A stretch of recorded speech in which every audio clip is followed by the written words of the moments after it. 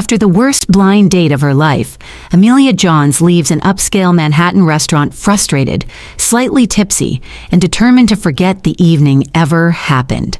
Spotting a sleek black Rolls-Royce Phantom waiting outside, she mistakes it for the luxury car she booked and confidently climbs into the back seat. The man already inside has had a night far worse than hers. Greg Anderson, the feared head of the Anderson Syndicate, has just uncovered a devastating betrayal within his organization. Forced to punish one of his most trusted men, he is consumed by anger and exhaustion, wishing only for silence. Instead, he gets Amelia. She fills the car with sarcastic complaints about terrible dates, arrogant men, and the unfairness of modern romance. Then, noticing the cold emptiness in his eyes, she leans closer with a mischievous smile. "Looks like you've had a bad day yourself. What is it?" "Love problems." When he doesn't answer, she laughs softly. "Or maybe you just need really good company tonight." For the first time in years, the ruthless Don finds himself genuinely intrigued. One reckless decision leads to a passionate night neither of them expected. Morning brings reality crashing down. The moment Amelia realizes the mysterious stranger isn't a businessman, but one of New York's most feared Mafia bosses, panic sets in. Certain she's made the biggest mistake of her life, she quietly gathers her things and slips toward the door. She almost makes it. A firm hand closes around her wrist. Without raising his voice, Greg asks the question that changes everything.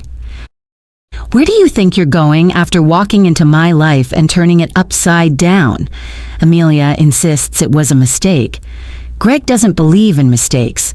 Before either of them can untangle what happened between them, whispers spread through the underworld that the untouchable Greg Anderson has finally found someone he refuses to let go. Now every rival family wants to use Amelia against him, but Greg has never surrendered what he considers his. And Amelia is about to discover that escaping the world's most dangerous man is far more difficult than accidentally getting into his car. By the time I escaped Lavatoria, I had decided 3 things. 1, I was never letting my cousin Tasha set me up with anyone again. 2, men who described themselves as high value should be legally required to wear warning labels. And 3, if another person told me I had intimidating feminine energy, I was going to start intimidating them on purpose. The Manhattan air slapped me in the face the second I stepped outside, cold enough to sober me, but not strong enough to erase the memory of Darren with the veneers, explaining why women over 25 needed to be realistic. I stood beneath the gold awning of the restaurant, clutching my tiny red purse, my heels pinching like they had a personal grudge against my toes. Rain glossed the street black. Headlights smeared across puddles. Somewhere nearby, a couple laughed like love was real and not a marketing scam invented by restaurants with $70 appetizers. My phone buzzed. "Your luxury ride has arrived." Thank God. I glanced up and saw it immediately. A sleek black Rolls-Royce Phantom idled at the curb like it had been carved from midnight and bad decisions. Exactly the kind of dramatic vehicle Tasha would have insisted I book because, according to her, if the date is trash, at least leave like a rich widow. I didn't check the plate. That was my first mistake. I marched toward the car, yanked open the back door, and slid inside with all the confidence of a woman who had survived 2 glasses of wine and a man who used the phrase alpha provider without shame. The door shut behind me with a soft, expensive thud. Then I realized I was not alone. A man sat on the opposite side of the back seat, half covered in shadow. Not my driver. Definitely not my driver. He wore a black suit with no tie, his shirt open at the throat, revealing ink crawling up the side of his neck. Dark hair fell over his forehead in damp waves. His jaw was sharp, his mouth unsmiling. And his eyes. God. His eyes looked like they had seen someone beg and decided not to care. One hand rested on his thigh. The other held a crystal glass with a splash of amber liquor. Tattoos covered his fingers and the back of his hand, roses and thorns twisting over strong knuckles. There was a silver watch on his wrist that probably cost more than my rent, my student loans, and my dignity combined. He looked at me. I looked at him. Then, because apparently the wine had turned off the survival portion of my brain, I said, "If this is Uberpool, I'm reporting everybody." The driver in front went still. The man didn't blink. "You're in the wrong car." His voice was low, flat. Not loud, not angry, but it carried the kind of authority that made my spine straighten before my attitude could stop it. I glanced around the leather interior. Technically, I'm in a car. The rest feels like a rich people technicality. The driver cleared his throat. "Sir?" The man continued staring at me for another beat, as if deciding whether I was an inconvenience or a death wish. Then he said, "Drive." The car pulled away from the curb. My stomach dropped. "Wait." I twisted toward the window as the restaurant slid behind us. "Excuse me? Where are we driving?" "Where were you going?" he asked. "Home." "Where is home?" I narrowed my eyes. "I don't give my address to strange men in moving vehicles." "You climbed into mine because I thought I paid for it." "You didn't." "Well," I settled back because panicking in a moving Rolls-Royce felt tacky. "That explains the customer service." For the first time, something shifted in his expression.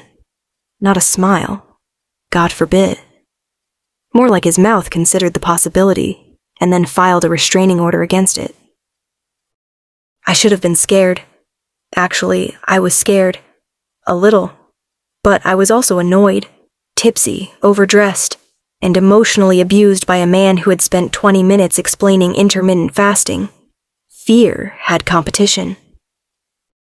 "What's your name?" he asked. "Amelia." "Amelia what?" "Amelia, I'm not telling you my last name until I know you're not a serial killer." His gaze moved over me slowly. Not crude. Worse. Controlled. Like he didn't need to touch to make it feel like he had. "Greg," he said. I waited. "That's it?" "That's enough." "Wow. Mysterious. Minimalist. Emotionally unavailable. You and Darren would have hated each other."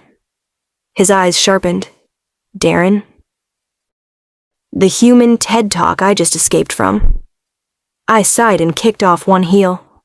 He ordered sparkling water for both of us without asking, said alcohol clouds feminine judgment, then asked if I was comfortable dating a man who expected obedience. Greg's glass paused halfway to his mouth. I pointed at him. "Don't make that face." "What face?" The face of a man who just heard the word obedience and got inspired. He drank. I hated that even the motion of his throat working looked indecent. "He sounds stupid," Greg said.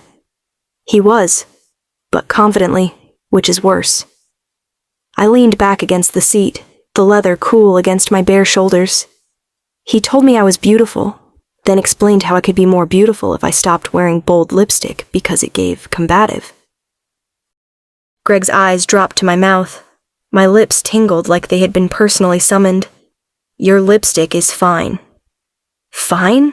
I scoffed. "This shade is called Blood Dead. It deserves respect." That almost smile threatened again. Outside, Manhattan glittered in fractured pieces through the rain-streaked glass. Inside, the car smelled like leather, whiskey, and him. Dark, expensive, dangerous. I noticed then that his cuff was slightly stained near the wrist. Not wine. Too dark. Too ugly. Something cold moved through me. Greg followed my gaze and shifted his arm, hiding it in shadow. I should have asked the driver to stop. I should have opened my phone and called someone. Instead, I looked at the hard line of his mouth, the exhaustion carved beneath his eyes, and said, "Looks like you've had a bad day yourself." His stare came back to mine. "What is it?" I tilted my head. "Love problems?" Silence. The kind that swallowed sound. Then I laughed softly because I was an idiot, and because his darkness had started to feel less like a warning and more like gravity. Or maybe you just need really good company tonight. The air changed. Not dramatically. There was no thunderclap, no music swelling, no warning from God. Just his eyes locking on mine, and suddenly the space between us felt too small for breathing. "How much did you drink?" he asked. "2 glasses of wine over 2 hours." "Are you drunk?" "No, unfortunately, I remember daring clearly." "Do you know where you are?" "In the wrong Rolls-Royce with a man who looks like he ruins lives professionally." Something dark flickered across his face. "Do you want to get out?" That should have been the easy answer. "Yes. Stop the car. Let me out." Instead, my pulse beat low and reckless between my thighs. "No," I said. Greg set his glass aside. Slowly. That single movement made my mouth go dry. "You should be careful, Amelia." I tried careful. Careful bought me dinner with a man who thinks foreplay is explaining tax brackets. His hand closed around my ankle. Not softly, possessively. My breath caught as he dragged my bare foot onto his lap, his thumb pressing into the sensitive arch. Heat shot up my leg, straight to my cunt, sharp enough to make me grip the seat. He noticed. Of course he noticed. His eyes lowered, then rose back to mine with brutal awareness. "If I touch you," he said, "I won't pretend to be nice." My laugh came out shaky. "Good. I've had enough fake nice for one night." The partition slid up between us and the driver. My heart slammed. Greg moved across the seat before I could decide whether to be brave or stupid.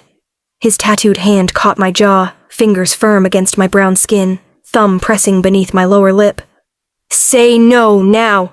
I stared at his mouth. "I don't want to say no." His kiss was not gentle. It was a takeover.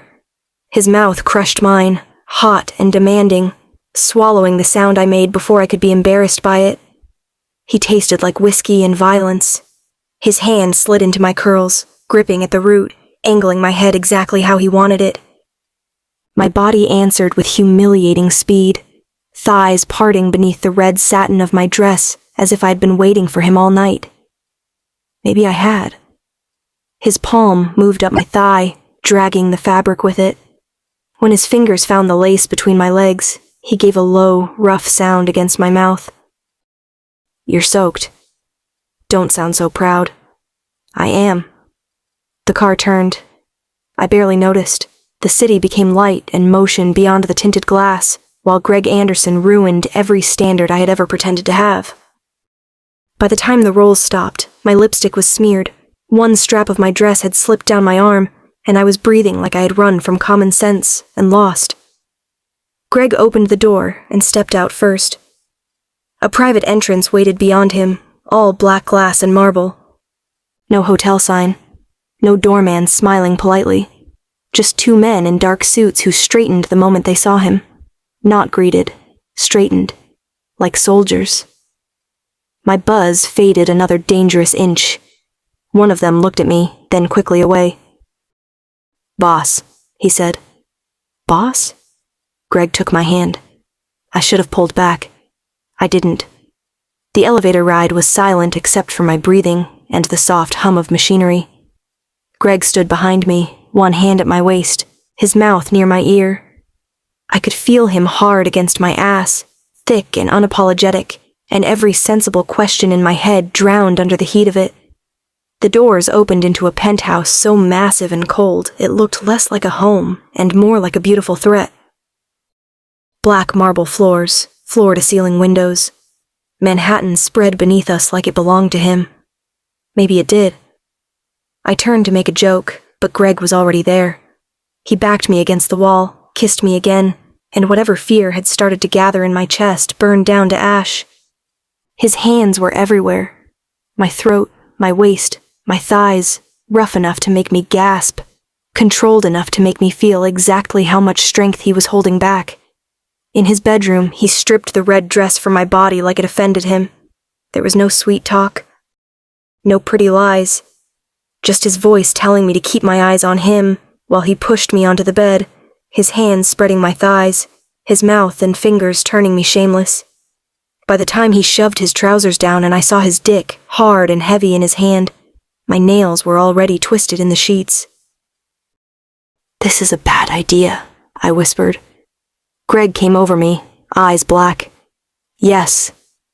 Then he fucked me like he had been angry for years, and I was the first thing that made him feel anything else. Hard, deep, relentless. I clung to him, cursed at him, came apart beneath him while the city watched through the glass. He didn't ask me to be quiet. He made it impossible. His hand pinned my wrists above my head, his mouth at my ear, his body driving into mine until my thighs shook and my voice broke. When it was over, I lay tangled in black sheets, my body sore in places Darren probably couldn't find with a map. Greg stood near the window, shirt still open, tattoos dark against his skin. His phone lit on the nightstand. I shouldn't have looked. But I did. A message glowed across the screen. The cleanup is finished. Awaiting your next order, Dawn. My breath stopped. Greg turned his head slowly, and his eyes found mine in the dark.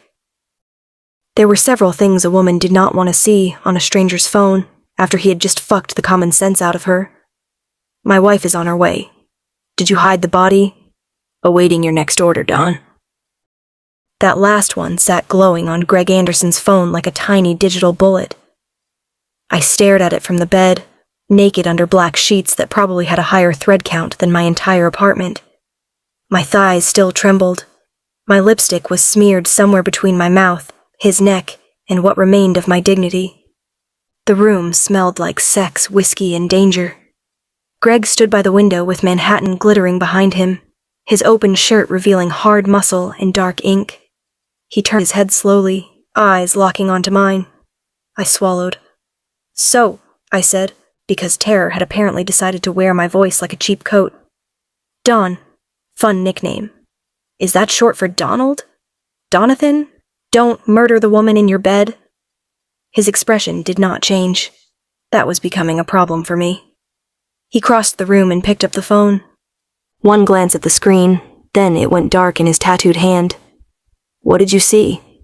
A message, I said. His eyes narrowed. And before you ask, yes, I can read. Public school tried to stop me, but I persevered. Amelia. The way he said my name made the joke die in my throat. My heart thudded hard beneath my ribs. What does cleanup mean? Nothing you need to worry about. That is exactly the sort of thing people need to worry about. He put the phone on the nightstand face down. Sleep. I blinked at him. I'm sorry, did you just tell me to sleep after I saw a message calling you Dawn and mentioning cleanup? Yes. Oh, good. For a second I thought this was weird. Greg came closer, stopping at the side of the bed. His shadow fell over me, big and dark and warm. My body, traitorous bitch that it was, responded before my brain finished screaming. My cunt clenched around nothing. My skin remembered his hands. My thighs remembered the brutal push of his hips. Unfortunately, my survival instinct had finally clocked in for work. Are you Mafia? I asked. The silence stretched. Outside, a siren wailed somewhere far below, thin and helpless against the glass. Greg reached down and brushed his thumb along my jaw, wiping away a smear of red lipstick. The touch was not gentle. It was possessive, assessing. Sleep, he repeated. That wasn't an answer. It was the only one you're getting tonight. I don't sleep well next to possible criminals. His eyes dropped to the sheets tangled around my hips. You slept well enough 20 minutes ago. My cheeks went hot. Rude. Accurate, but rude. That was different. Your dick was actively interfering with my judgment. Something almost wicked touched his mouth. It did more than interfere. I yanked the sheet higher. Do not flirt with me while being terrifying. Pick a struggle. He leaned down until his mouth was close to my ear. You're safe in this room. From who? Everyone who isn't me. That should not have made heat ripple through me. It did anyway. I wanted to blame the wine, but the wine was gone. This was all me now. Me and the worst instincts God ever installed in a woman. Greg straightened, then moved to the other side of the bed. He didn't ask permission. He didn't perform tenderness. He simply got in beside me like the space had already belonged to him, and by extension, so did I. I lay stiff as a board. He turned off the lamp. Darkness swallowed the room. I told myself I would stay awake. I would wait for him to fall asleep, find my dress, grab my purse, and leave. Simple, sensible, a flawless plan. Then his arm hooked around my waist and dragged me back against his chest. My breath caught. "Rest," he said against my hair. "I hate being ordered around." "No, you don't." I opened my mouth to argue. Nothing came out. The bastard knew it too. I should have stayed awake. Instead, my exhausted body betrayed me for the second time that night. When I opened my eyes again, daylight cut through the windows in long silver lines, and Greg Anderson was gone. For one blessed second, I forgot. Then I moved, winced, and remembered everything. The wrong car, the man in the black suit, his mouth, his hands, his dick, the message. Dawn. I sat up so fast the room tilted.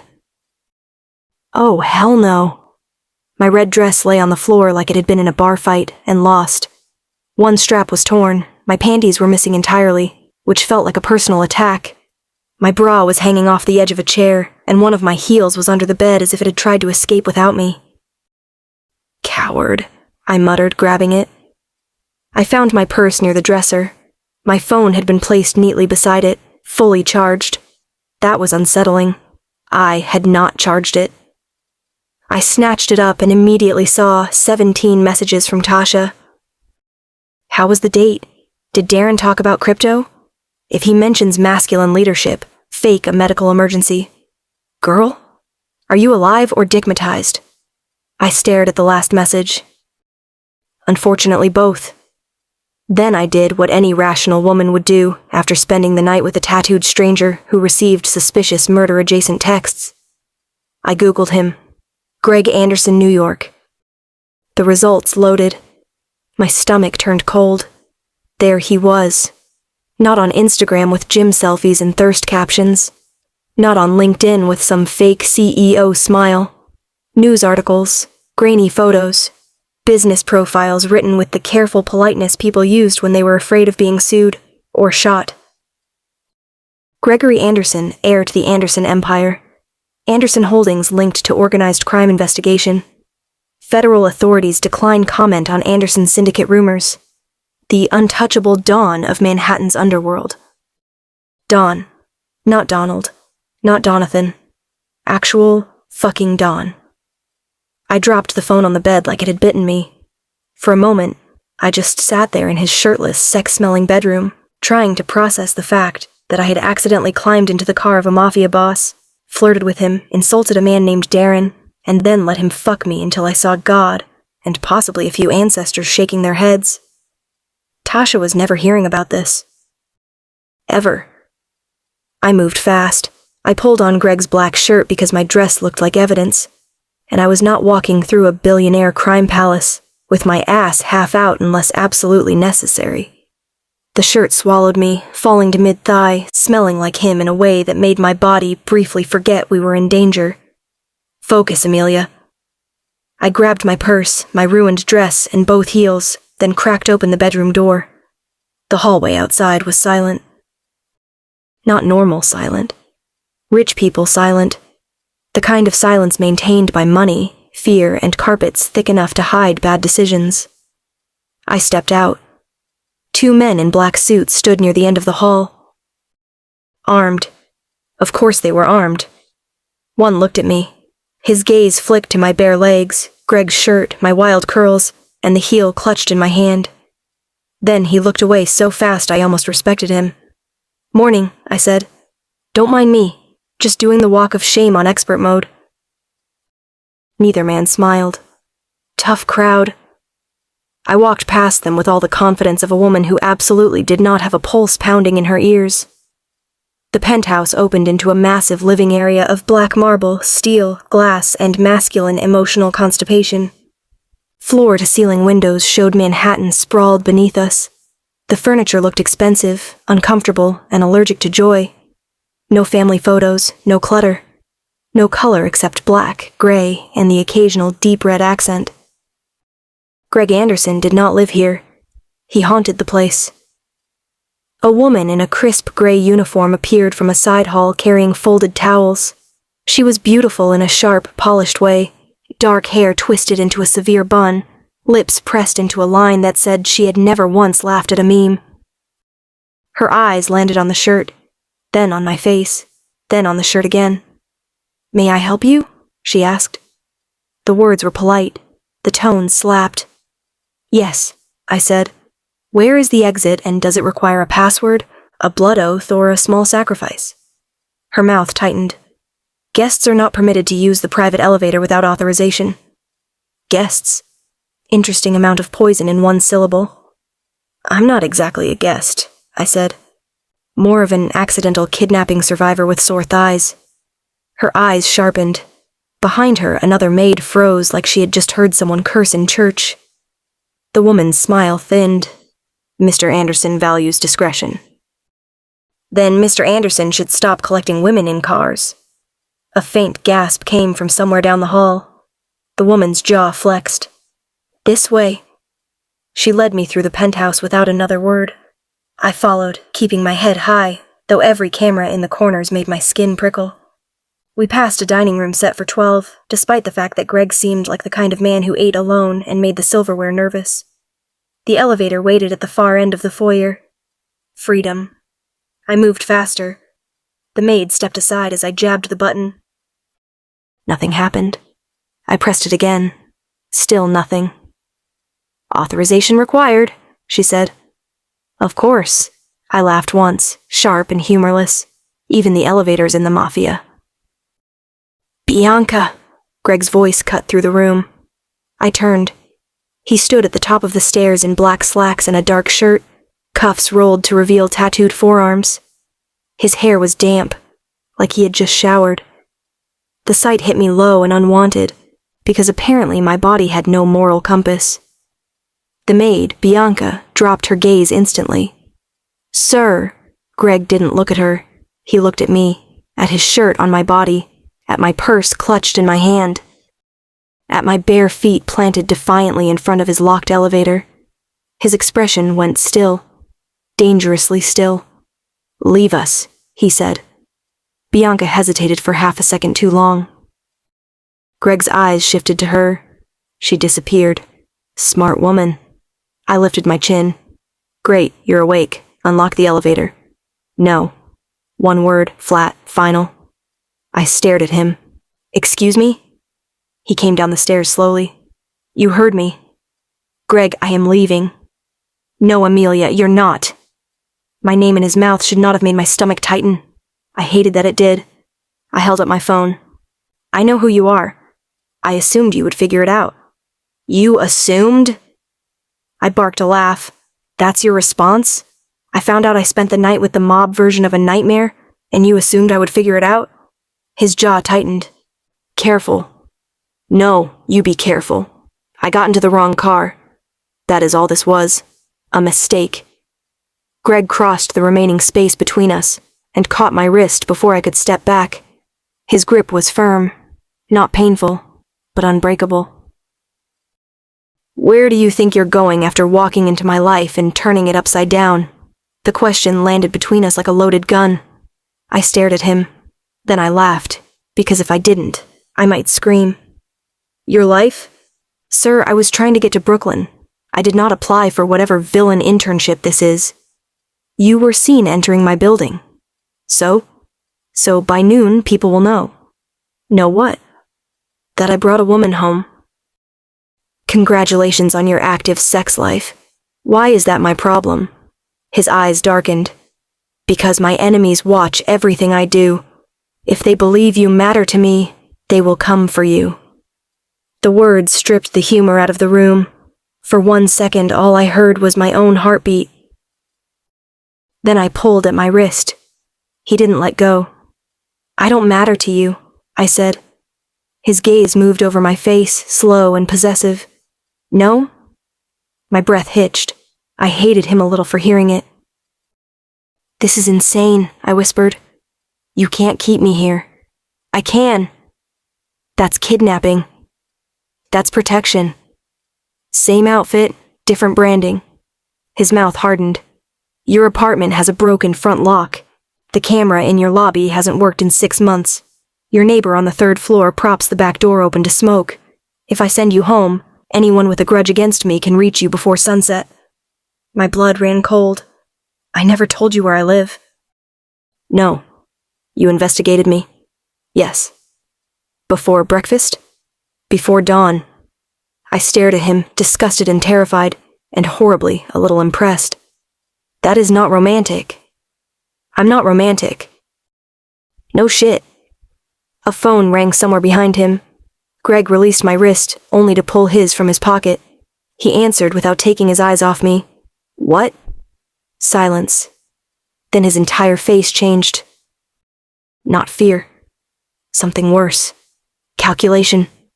Say that again, he ordered. I stood frozen in his shirt, my pulse beating hard in my throat. A man's voice crackled faintly through the phone.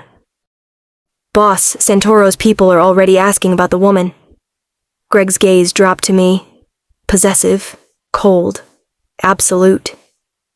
Then he said, "Lock down the penthouse." My stomach fell. He ended the call and stepped closer, blocking the elevator completely. You wanted breakfast? He asked. I stared at him. Are you serious? No. His voice lowered. I'm being kind. Because after breakfast, Amelia, we discussed the rules. Breakfast in Greg Anderson's penthouse was less of a meal and more of a hostage orientation with croissants. He led me into a dining room made of black marble, glass, and money that hated affection. The table could seat 12, which felt dramatic for a man who looked like he scared soup into silence. 2 guards stood near the doors. Bianca hovered by the sideboard with a silver coffee pot, and the facial expression of a woman watching mold grow on expensive cheese. Greg pulled out a chair. I stared at him. What? He asked. I'm deciding if this is manners or psychological warfare. Sit down, Amelia. Ah, warfare. I sat. Bianca poured Greg's coffee first, smooth and perfect. Then she looked at me like I was something his shoes had tracked in from the street. For the guest? She asked. Guest. There it was again, wrapped in silk, dipped in poison. Yes, I said. The guest would like coffee, bacon, and her constitutional rights. Bianca's hand twitched around the pot. Greg sat across from me, unreadable. Eat. You say the sweetest things. After you eat, we discuss rules. I picked up my fork. Of course we do. Nothing opens a woman's appetite like being assigned terms and conditions. His eyes held mine. Rule 1. You do not leave this penthouse without my permission. I laughed. He didn't. My laugh died somewhere between my throat and my common sense. Rule 2, he continued. You answer when I call. Rule 3, you do not open any exterior door. Rule 4, if my security tells you to move, you move. No questions. I pointed my fork at him. Rule 5, you stop saying rules like you're auditioning for 50 Shades of Felonies. One guard coughed. Greg's gaze sliced toward him. The man became architecture. I leaned back. You know, your house has the energy of a luxury funeral home. Bianca's mouth flattened. Greg's did not even twitch, but I saw it. The tiny shift in his eyes. Interest. Irritation. Maybe both. My enemies have your description, he said.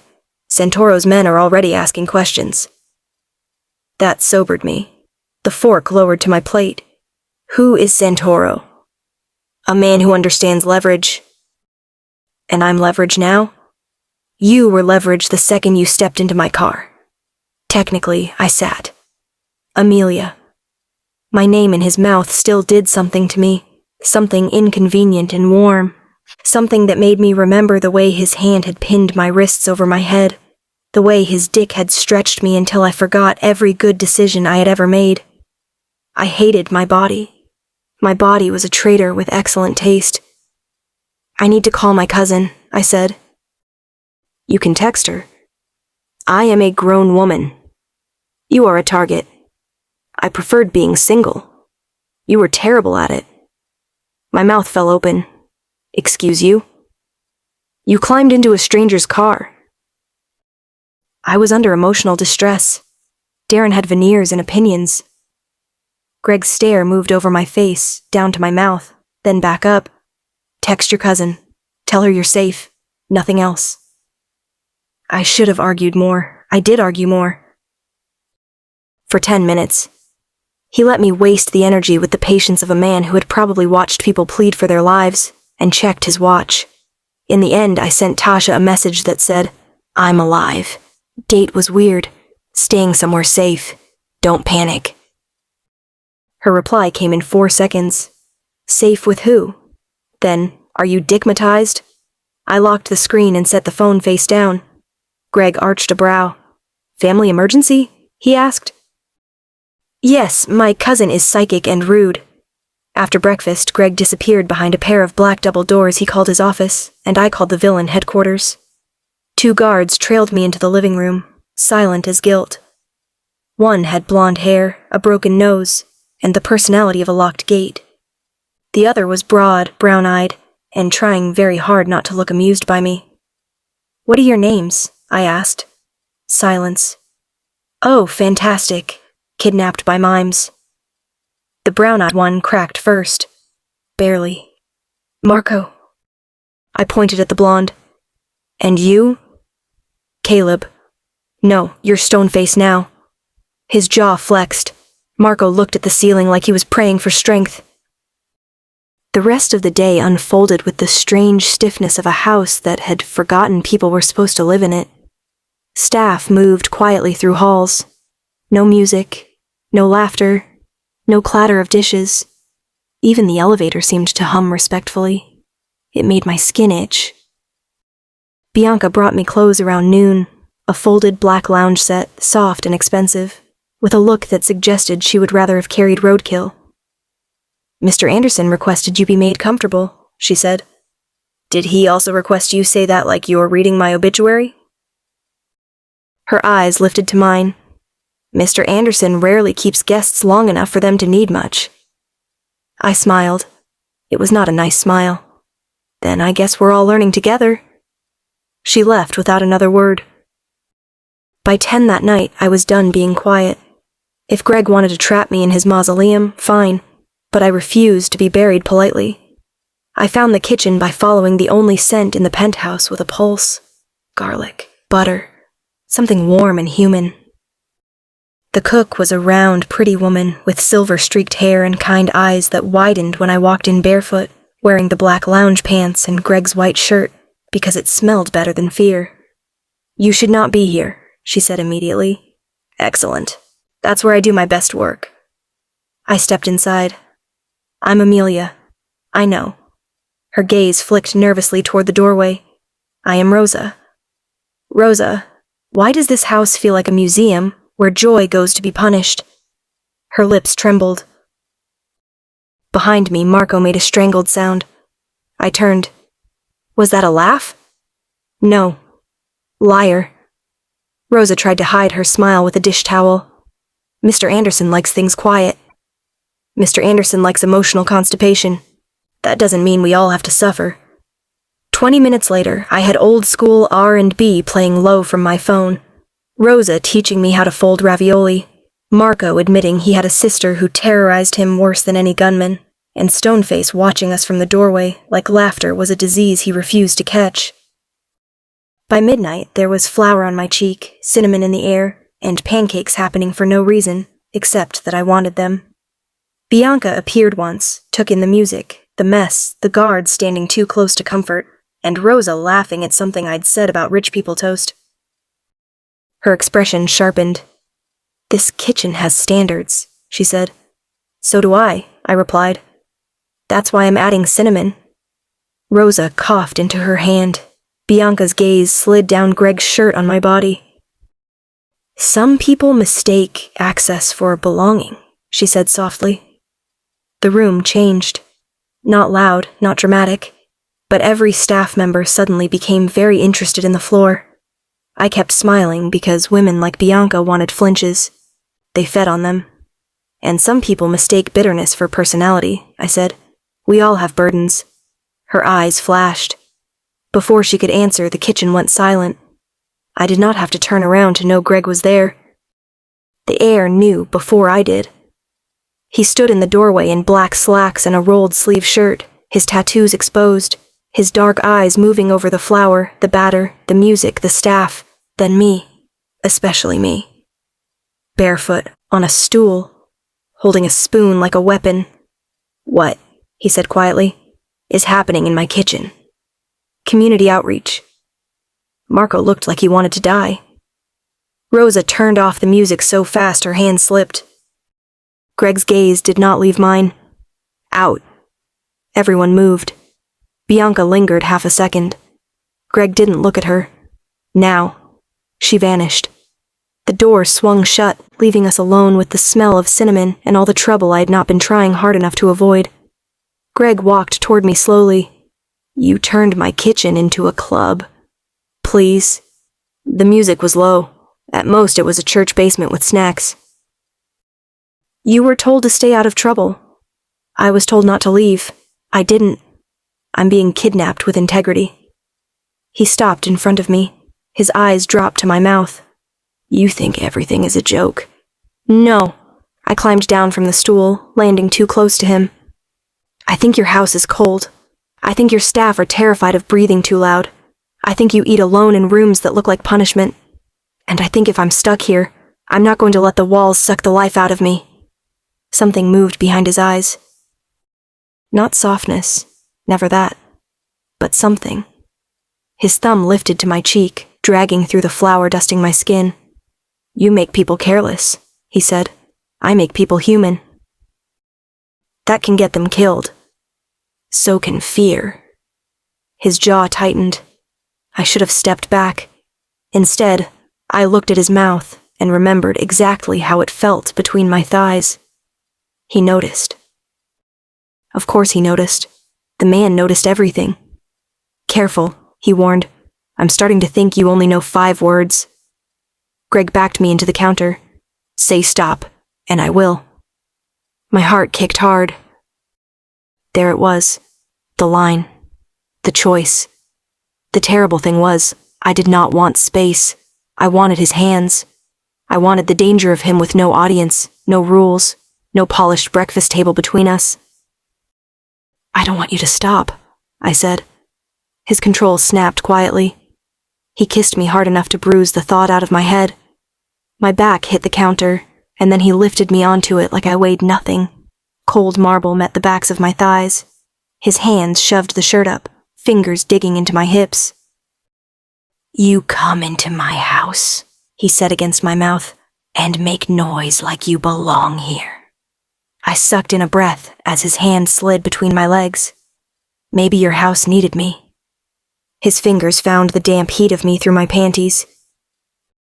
Greg's eyes went black. "You're wet in my kitchen, talking back to me. I multitask." He dragged the fabric aside and pushed 2 fingers into my cunt. My joke broke into a gasp. "There she is," he murmured. I gripped his shoulders, nails biting through his shirt as he worked me open with slow, cruel precision. He watched my face like he wanted every flinch, every tremble, every bit of surrender I refused to give easily. "Greg." "Ask nicely." "Fuck you." His thumb circled my clit. My spine arched. That wasn't nice. "Please," I breathed, hating how fast he pulled it out of me, and loving it worse. "Please." His belt came open. The sound cut through the kitchen like a sin. He freed his dick, hard and thick in his hand, and my mouth went dry. "This is still a bad idea," I whispered. His hand curled around the back of my neck. "Then tell me no." I wrapped my legs around his waist. Greg's eyes burned. Then he pushed into me, deep and unrelenting, and my head fell back as the stretch stole the air from my lungs. He fucked me on the counter with the same terrifying control he used everywhere else. Precise, possessive, devastating. The bowls rattled. My fingers dragged through his hair. My body took him like it had been waiting for the order. When I came, I bit his shoulder to keep from screaming. He groaned low, shoved deeper, and followed me over with his mouth at my throat. For a moment, neither of us moved. The kitchen smelled like butter, cinnamon, and sex. Then a voice spoke from the doorway. "I will need bleach," Rosa said calmly, "holy water, and possibly a new counter." I jerked against Greg's chest. He did not move except to turn his head. Rosa stood there holding a towel, eyes carefully aimed at the ceiling. Behind her, Marco looked traumatized. Stoneface looked like he might actually blink himself to death. I covered my face. "I am so sorry," Rosa sighed. "For the counter, yes. For him?" She shrugged. "It is about time." Greg's phone rang. The humor vanished from his face before the sound finished its first cycle.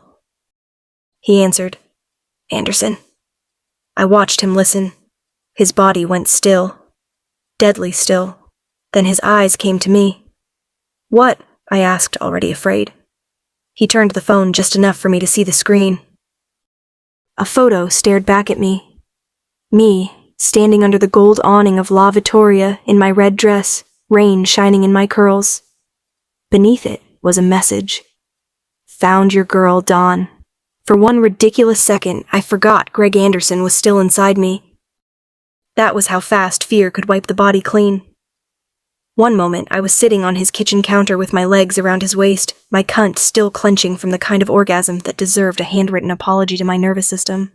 The next, I was staring at a photo of myself under the awning of La Vittoria, with rain shining in my curls. "Found your girl, Dawn." The kitchen went silent. Even Rosa stopped pretending to look at the ceiling. Greg's body changed first. His hand tightened on my hip. Not enough to hurt, but enough to remind me there was a monster beneath all that control. Then he pulled out of me slowly, tucked himself away, and dragged his shirt down over my thighs with a kind of grim tenderness that made my throat close. "Everyone out," he said. Nobody argued. Rosa left first. Marco followed with his jaw tight. Stoneface looked like he wanted to murder the air for touching me. The door shut. I swallowed. That's probably not from Darren. Greg didn't smile, not even a blink.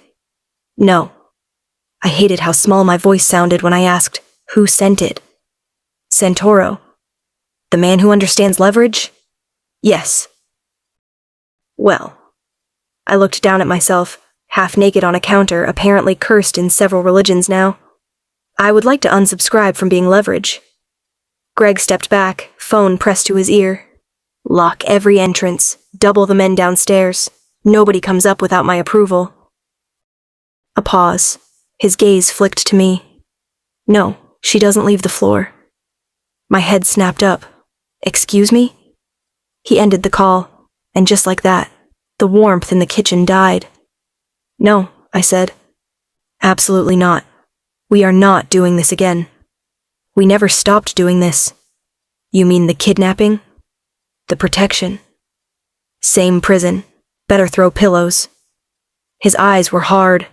"Someone put eyes on you the night you climbed into my car. They sent that picture to remind me they can get close.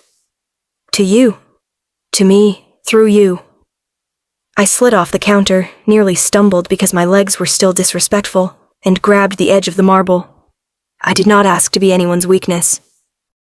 "No," Greg said. "You just became one." The words hit too deep. I hated them. I hated more that a part of me wanted to know exactly what kind of weakness I was to a man like him. He stepped closer. "From now on, 2 guards with you inside the penthouse. 4 if you leave my private rooms." "I can't even pee without an audience?" "You can pee alone." "Generous. Put that on your dating profile." "You do not answer unknown calls. You do not stand near windows after dark. You do not speak to staff about where you want to go. Because I might form an escape committee? Because people listen." His tone was flat, but his eyes cut toward the hallway. My stomach dipped. "People in this house?" He didn't answer fast enough. That was an answer all by itself. The new rules arrived by breakfast. They came with armed men, locked elevator access, and Greg's charming habit of speaking like he had been carved from a court order. I got my phone, but only after one of his tech men did something to it that made me feel violated on behalf of Apple. The staff started tracking our arguments like a sport. I found out on day 2 when I walked into the kitchen and Marco quickly turned a paper face down. What's that? Nothing. Rosa suddenly became very interested in a tomato. I snatched the paper. It was a chart. How long before Mr. Anderson clenches his jaw? There were times listed, names, bets. I stared at them. Stoneface had me down for 4 minutes. Caleb, I said, wounded, you think I need 4 minutes? His expression did not shift. I was being kind. Rosa crossed herself. I took that personally and found Greg in his office 90 seconds later to ask why his security had more freedom than I did. His jaw clenched in under a minute. I won $10. Unfortunately, Bianca was less entertained. She moved through the penthouse with her sharp little bun and sharper little comments, always perfectly polite, always aimed to cut. My towels arrived damp. My coffee arrived cold. One of my dresses vanished, then reappeared in a guest room closet like it had gone on a spiritual retreat. Then she ruined the red satin dress.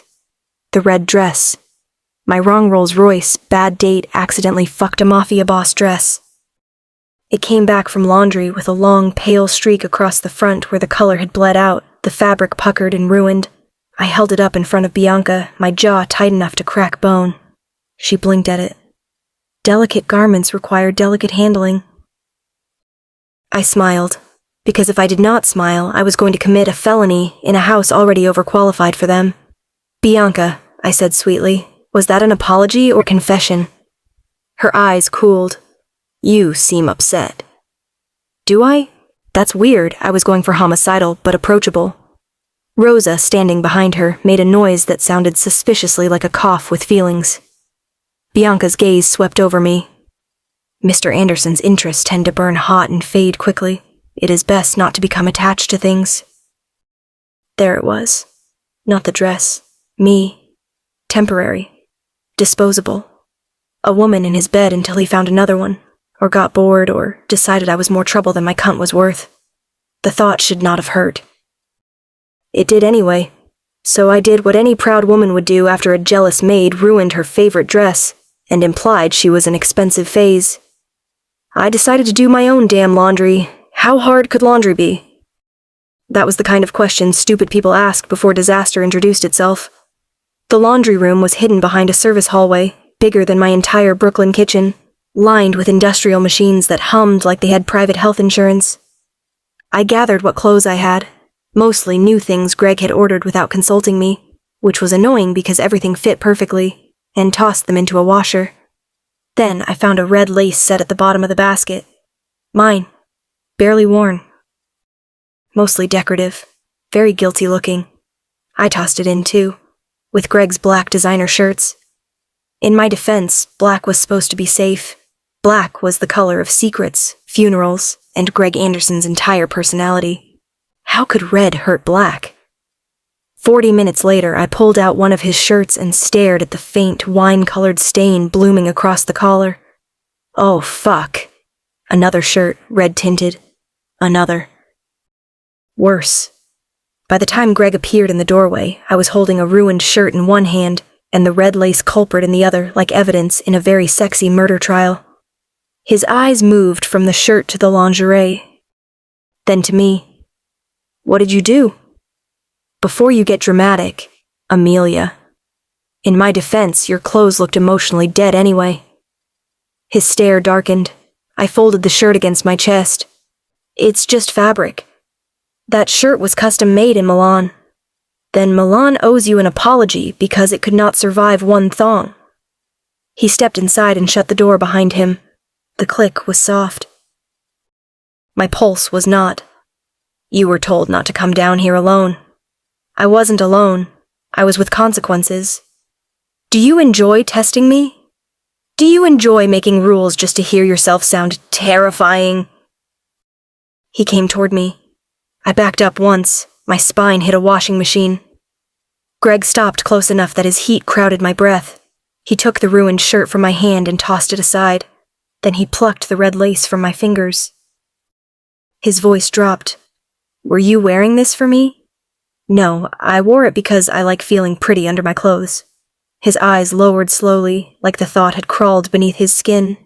Are you wearing something like it now? My mouth went dry. No. His gaze returned to mine. Liar, liar, cunt on fire. I was wearing the black set Rosa had smuggled into my room with a wink and a whispered, "For morale." Greg's hand slid to my waist. Show me. No. His thumb brushed the bare skin beneath my shirt. No. You ruined my freedom. I ruined your shirts. We're even. We are nowhere near even. He lifted me onto the washing machine so fast I gasped. The machine vibrated beneath me, warm metal buzzing through my thighs. Greg shoved between my knees, his hands braced on either side of me, caging me in without touching anywhere I suddenly needed him. You keep provoking me, he said. I lifted my chin. Maybe you enjoy being provoked. His hand gripped the back of my neck. My breath caught. Say stop. The words were harsh, necessary. They made the heat in me worse. I wrapped my fingers around his wrist. Don't stop. He kissed me like he was angry I existed. My hands went into his hair. His mouth was brutal, his teeth catching my lower lip, his body forcing my thighs wider. I bit back a moan and failed. The vibration of the machine pulsed through me while he shoved my shirt up and found the black lace. His eyes flashed. You lied. I'm under house arrest. Lying is my hobby. He tore the panties aside with one rough pull. Greg, I'll buy you more. Then his fingers were on my cunt, sliding through wet heat, pressing into me with none of the patience rich men pretended to have.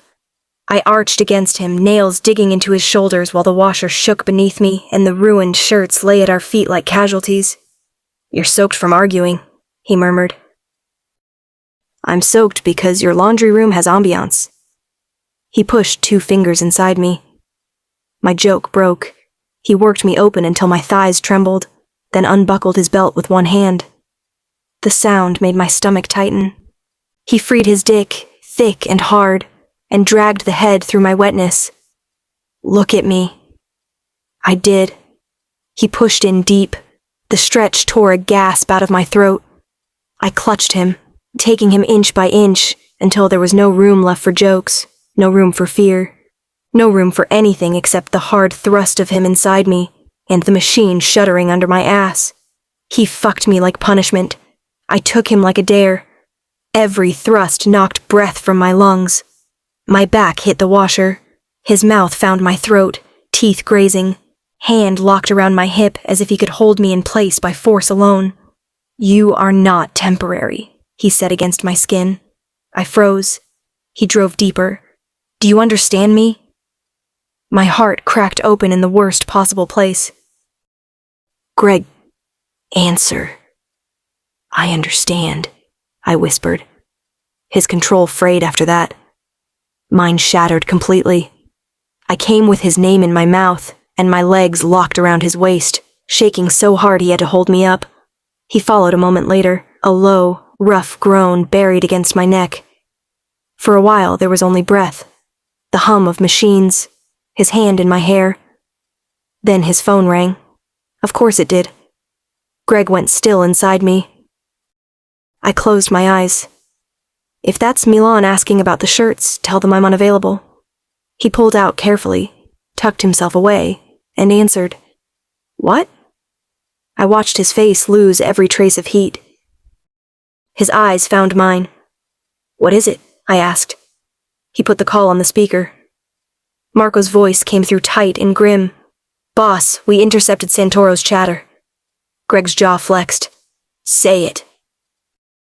They know her name. My blood turned cold. Marco continued.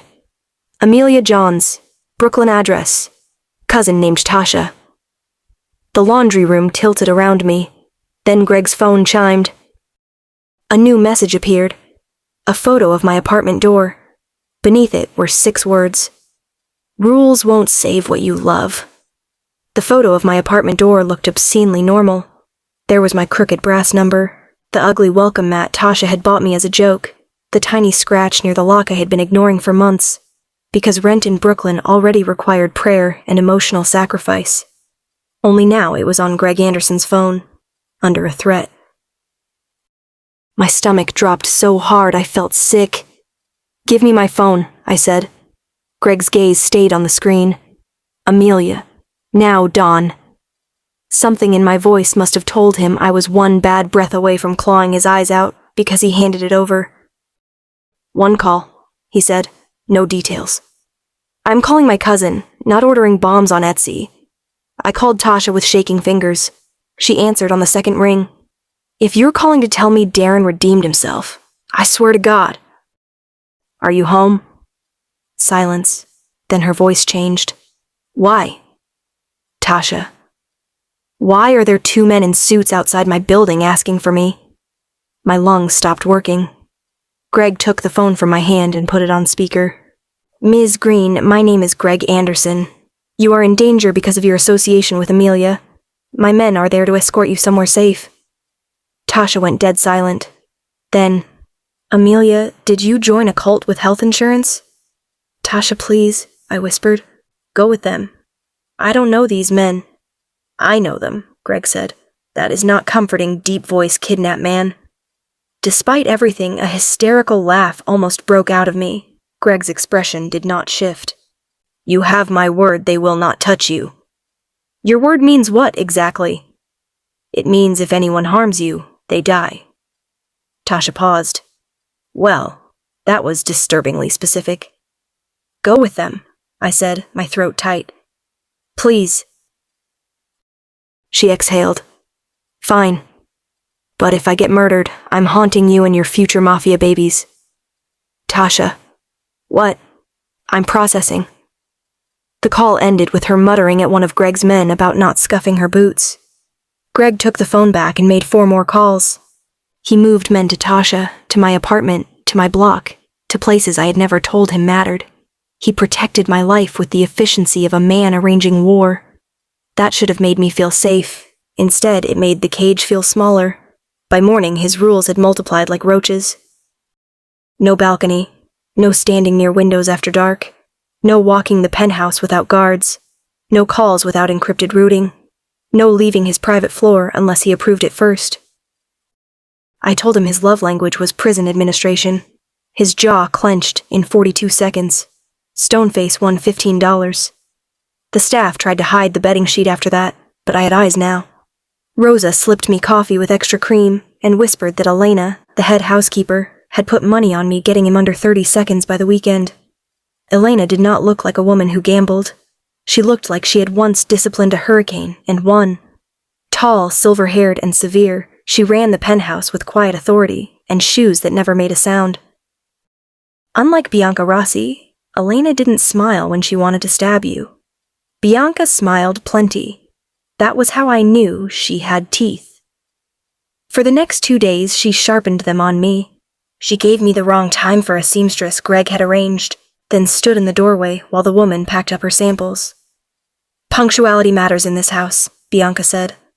"So does telling time," I replied. "Maybe we can both grow." She forgot my lunch tray until Rosa found me in the kitchen eating decorative almonds from a crystal bowl. "You were not on the meal schedule," Bianca said when Rosa confronted her. I held up one almond. "Good news, I've made friends with the centerpiece." Rosa muttered something in Italian that sounded illegal. Elena's dark eyes cut to Bianca. "Miss Johns eats when this house eats." Bianca's mouth tightened. "Of course." "Good," Elena said. "Then remember it." That was the thing Bianca hated most. Not me. Them. The guards who started answering when I asked about their sisters and old neighborhoods. Rosa, who taught me how to make sauce and called me stubborn with affection. Even Elena, who never laughed but once handed me a folded blanket with the approval of a monarch granting land. I treated them like people. Bianca treated them like witnesses, and every witness was beginning to look at her differently. She saved her best work for the dinner. Greg told me at breakfast, "Tonight at 7:30, wear something dark. You'll eat with me." "With you, or under surveillance near you?" "With me." My chest did something stupid. At 7, Bianca appeared with a black dress and a face full of funeral politeness. "Mr. Anderson is delayed," she said. "He requested that you wait in the north sitting room until called." I should have questioned it, but the north sitting room was only 2 halls away, and Greg had been in meetings all day, and I was tired of fighting every single instruction, like my sanity depended on it. So I went. The room was beautiful, in the way expensive places often were when nobody had ever been happy in them. Blue-gray walls, silver lamps, a marble fireplace that had never known fire. The air conditioning blew hard enough to qualify as weather. 5 minutes passed, then 20, then 40. My phone sat upstairs on the charger. My stomach growled. Somewhere far below, male voices drifted through the penthouse, faint and formal. Dinner had started. Without me. I sat there in that freezing room in a black dress Bianca had chosen, feeling more foolish by the second. Not because I cared about dinner, not because I needed Greg Anderson's men to see me beside him, but because Bianca had managed to put me exactly where she wanted me, hidden, waiting, temporary. I refused to cry.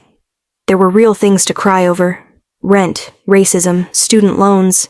The fact that my cousin needed armed guards because I had gotten into the wrong damn car. Not a jealous maid with immaculate eyebrows and unresolved fantasies. Still, by the time I went upstairs, my brown skin was pebbled from the cold and my pride felt bruised. I drew a bath hot enough to steam the mirrors and sank into it with a groan. The door opened 10 minutes later. Of course it did. I didn't lift my head. Do Mafia men not believe in knocking, or is that extra? Greg stood in the doorway, black shirt open at the throat, sleeves rolled, eyes sharp enough to cut glass. "Why weren't you at dinner?" I smiled at the ceiling.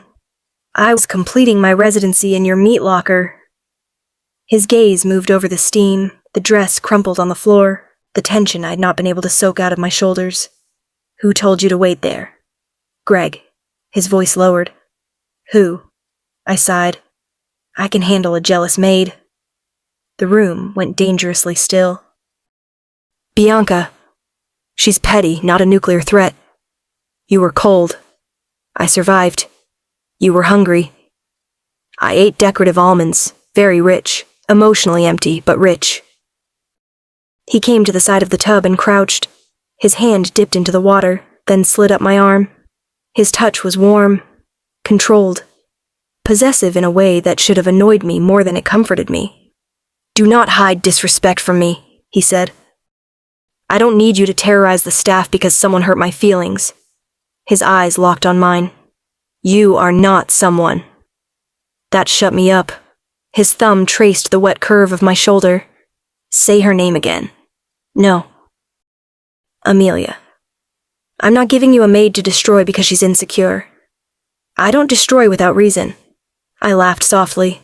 That is the least reassuring sentence ever spoken. He rose, removed his watch, and set it on the marble sink. My breath caught. "Greg." He unbuttoned his shirt. "Tell me to leave." I should have. Instead, I watched ink and muscle appear inch by inch. "I don't want you to leave." His eyes darkened. "Then tell me what you want." The truth came out rough. "I want you to touch me until I stop thinking." He stripped with brutal efficiency and stepped into the tub behind me. Water rose, spilling over the edge in a hot rush. His arms came around me, dragging my back to his chest. For a moment, he only held me. That nearly broke me worse than anything else. Then his hand slid down my stomach, between my thighs, and my breath hitched. "Open for me." I did. His fingers found my cunt under the water, slow at first, then sure, circling my clit until my hips moved on their own. His mouth brushed my ear. "You let her make you feel small." "No," I gasped. "Good girl." I turned in his arms, straddling him. His dick pressed hard against me, thick and hot beneath the water. I reached between us, guided him to my entrance, and sank down onto him with a shudder that stole every sharp thing from my mouth. Greg's hands locked on my hips. "Look at me." I did. He fucked me slowly in the bath, each thrust deep and controlled, water slapping against porcelain, steam curling around us like the room had vanished. It was not gentle. It was not soft. It was him reminding me I was real, alive, wanted. Not hidden, not waiting, not temporary. When I came, he covered my mouth with his and swallowed every sound. He followed with a rough groan, holding me down on his dick, like letting go might cost him something. Afterward, he wrapped me in a towel and ordered food sent upstairs. I was half asleep against his pillows when I heard him in the next room. "Marco," he said quietly, "run Bianca Rossi. Phones, accounts, outside contacts, everything since Amelia arrived." A pause. "No, she doesn't know. I want proof before she realizes I'm looking." My eyes opened. The maid with teeth had bitten the wrong vein. Then came a knock. Marco's voice carried through the door. "Boss, Santoro sent something." Greg returned holding a black envelope sealed in red wax. He opened it. Inside was a card with one line written across the center. "Bring your girl tomorrow night, Dawn. Dress her in red, or we start with the cousin." The card sat in Greg's hand like it had a pulse. "Bring your girl tomorrow night, Dawn. Dress her in red, or we start with the cousin." For a moment, nobody moved. Then Greg folded the card once, slowly, and slid it back into the black envelope like he was tucking away a death warrant. "No," I said, his eyes lifted. "No as in no murder prom. No as in I'm not being dressed up like bait because some wax seal psychopath got poetic." Greg looked at Marco. "Double Tasha's detail. Move her again before sunrise. No one outside my inner circle gets the location." Marco nodded and disappeared. I crossed my arms over the towel still wrapped around me. "Did you hear the part where I said no?" "I heard you. And Santoro doesn't give orders in my city. Apparently he sends invitations with threats. Very Pinterest villain." Greg came toward me, calm in the way loaded guns were calm. "Tomorrow night is a private event. Every family with weight in New York will be there."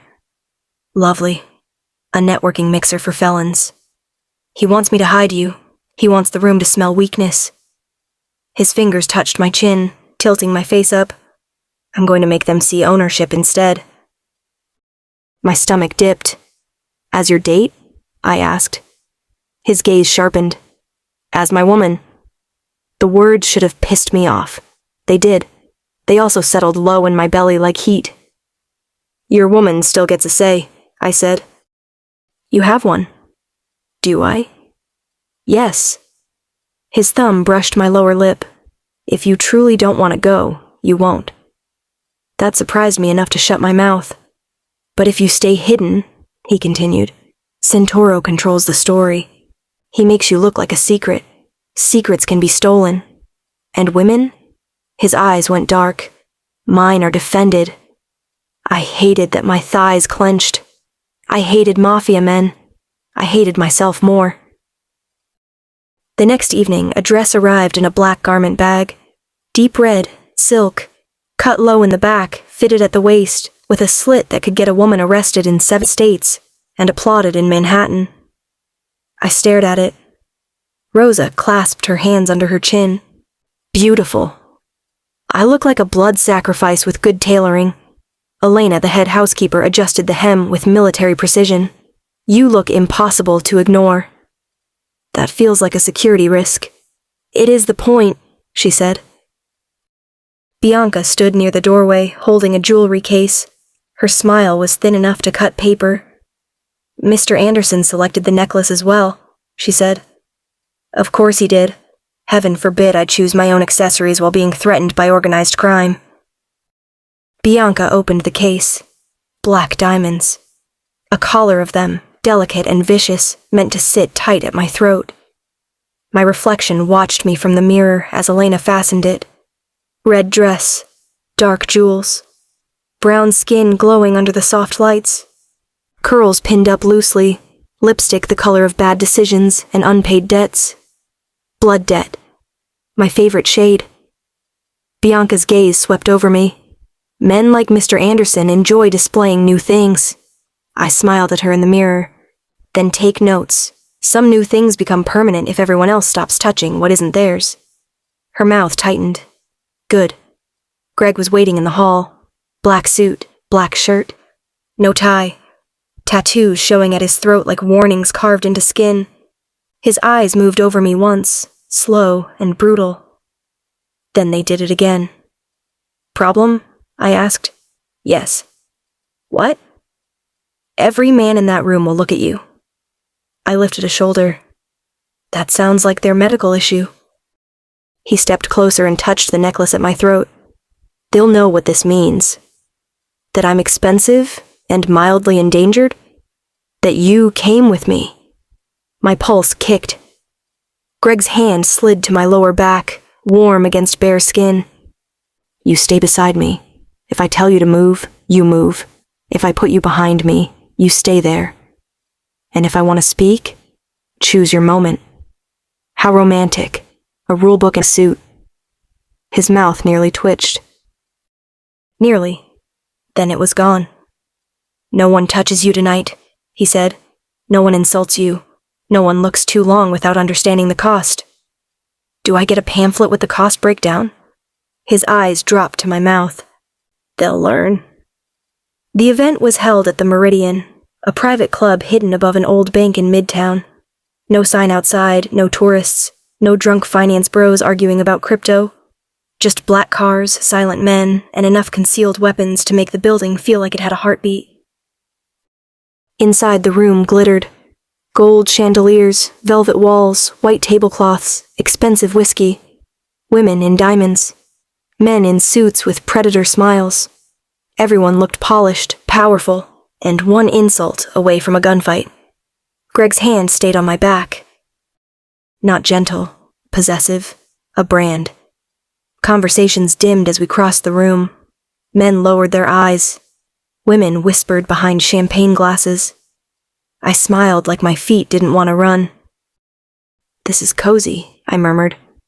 Like Thanksgiving if everyone brought murder. Greg's thumb pressed once against my spine. Breathe. I am breathing. You're plotting. Also breathing. A man near the far table stood as we approached, tall, broad, with silver at his temples, and a smile that had never met kindness. Greg leaned toward my ear. Enzo Vitale, Santoro's underboss. Should I curtsy or check my purse? Neither. Enzo's eyes dragged over me in a way that made my skin crawl.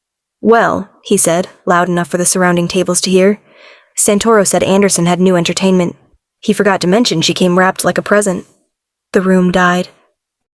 Not quiet. Dead. Greg stopped walking. His hand left my back. Every nerve in my body woke up screaming. What did you call her? Greg asked. Enzo smiled. No offense meant. That wasn't what I asked. A younger man behind Enzo shifted toward his jacket.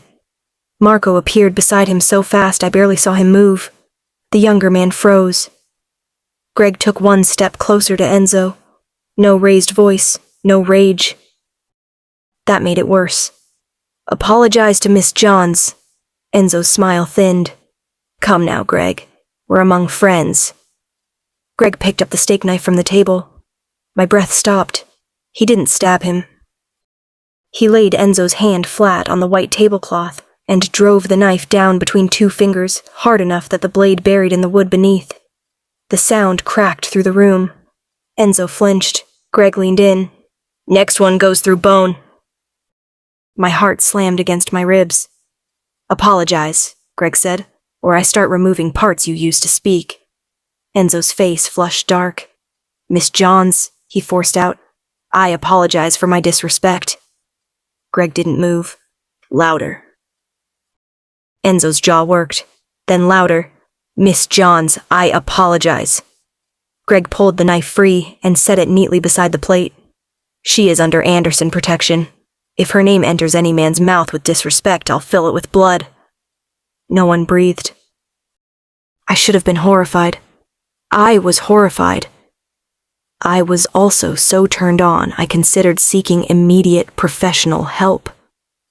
Greg turned back to me and offered his hand like he hadn't just threatened a man with casual dismemberment before appetizers. I took it.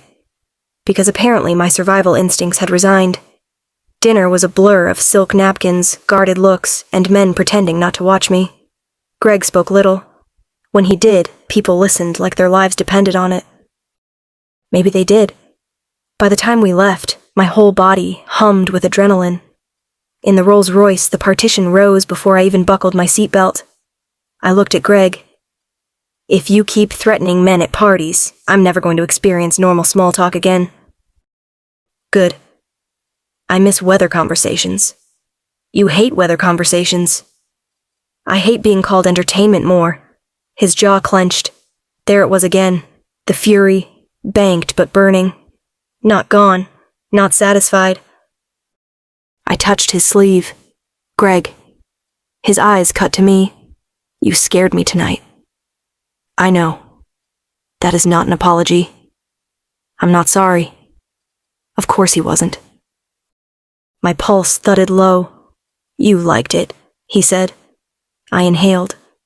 I liked that he apologized. No. Greg's gaze dropped to my thighs, where the red slit had fallen open. You liked watching me make him. My mouth went dry. Careful, I whispered. He reached for me. Come here. I should have made him ask. Instead, I climbed onto his lap like my body had been waiting all night to betray my feminism. His hands gripped my hips, gathering the red silk up around my waist. His eyes went black when he found bare skin. You listened, he said. I had unfortunately listened when he told me no panties. Don't sound so pleased with yourself.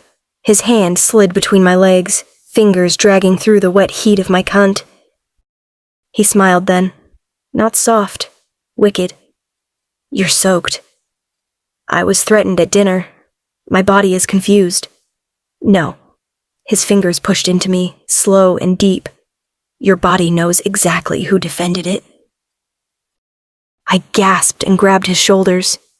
He worked me open with cruel patience, thumb circling my clit until my head fell back against the seat. The city blurred outside tinted windows. Manhattan lights streaked over his face, sharp and beautiful and merciless. Tell me, no, he said against my throat. I rocked against his hand. No. His fingers stilled. I looked at him, breath ragged. No, I don't want you to stop. His control snapped. He freed his dick, thick and hard, and lifted me over him. I sank down slowly, taking him inch by inch until he filled me so completely, my mouth opened without sound. Greg's hand closed around the back of my neck. Look at me. I did. He fucked me in the back of that Rolls like the world outside didn't exist. Like every man in that room had been an insult he needed to erase from my skin. His thrusts were hard, controlled, possessive enough to make my thoughts scatter. My dress bunched between us. My nails dug into his shoulders. His mouth moved over my jaw, my throat, my ear. My woman, he said. I clenched around him. He felt it. Of course he did. Say it. I shook my head, breathless. Bossy criminal. His hand tightened at my hip. Say it. I rode him harder. Yours because I choose. His eyes burned. That's right. When I came, it hit like a match in gasoline. I buried my face in his neck to muffle the sound, shaking around his dick while he drove up into me and followed with a rough groan that felt dragged from someplace violent. For a minute, there was only our breathing. Then I lifted my head. That was not normal date behavior. Greg smoothed a hand down my back. You thought this was a date? I narrowed my eyes. I hate you. No, you don't. Annoyingly, I didn't. When we reached the penthouse, Bianca was waiting near the private elevator with my coat over one arm. Her eyes flicked over my rumpled dress, my swollen mouth, Greg's hand still firm at my waist. Shall I send the dress to laundry, Miss Johns? She asked. I smiled. Not unless you want a sequel. For one brief, beautiful second, her composure cracked. Then Marco stepped out of the security hall, expression grim. Boss. Greg's hand went still on my back. What? We diverted from the original return route 10 minutes before leaving the Meridian. And? Santoro had 2 cars waiting on that route. My stomach dropped. Greg's voice went cold. Who knew the route? Marco looked at me once, then back at him. Inner detail, your driver, and the household schedule. The air turned sharp. Bianca stood very still. Too still. Then her phone lit in her hand before she could hide the screen. I saw 4 words from an unknown number. Did he take her? Bianca's phone lit in her hand. Did he take her? 4 words. Enough to have a woman dragged into one of my lower rooms and made to explain herself until the truth came out bloody. I did not move. Bianca's fingers closed around the phone too late. Her eyes flicked up, first to Amelia, then to me. Fear showed for one fraction of a second before she buried it under that obedient, polished mask I had once mistaken for competence. Amelia saw it too. Her body went tight beside me, red dress still wrinkled from my hands, mouth swollen from my teeth. She looked from Bianca to me, expecting violence. She should have. I wanted it. Instead, I rested my hand at the base of Amelia's spine and said, "Go upstairs." Her head snapped toward me. "Excuse me. Now.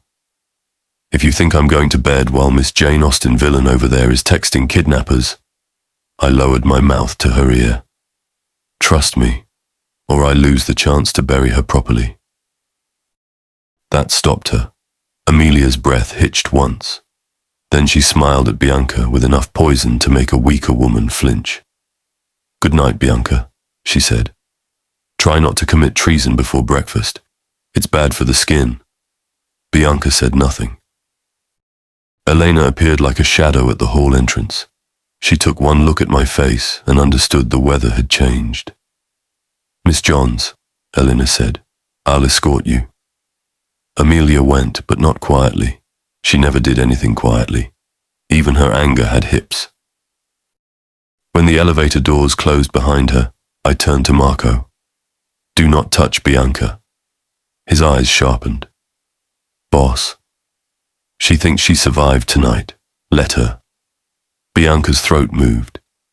"Mr. Anderson, I don't understand." "No," I said, looking at her for the first time. "You don't." She dropped her gaze. "Good. Let her think obedience still meant safety." By dawn, I had my house divided into 2 parts. Those who knew the truth, and Bianca. Marco cloned the outgoing data from the staff network. Matteo pulled security recordings from every corridor Bianca had used for the past 10 days.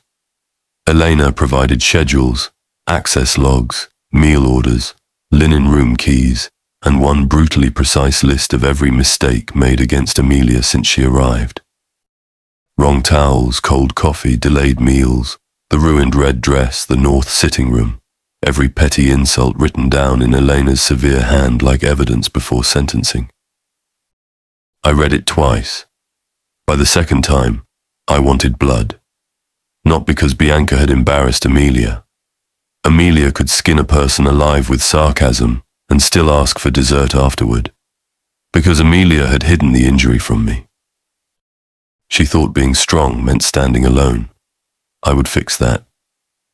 At 10 that morning, I made sure Bianca passed my office, while Marco stood inside with a fake route map on the desk. 4 o'clock, I said clearly. Miss Johns will visit the jeweler on Madison. South elevator, 2-car detail. Keep it off the main schedule. Bianca paused outside for half a second. Then her footsteps continued. Marco waited until she was gone. You think she'll bite? She already has. At 10:17, the fake route left the penthouse through an encrypted phone Bianca thought we didn't know about. At 10:22, Santoro's watcher acknowledged it. At 11, Bianca entered Amelia's room carrying fresh linens.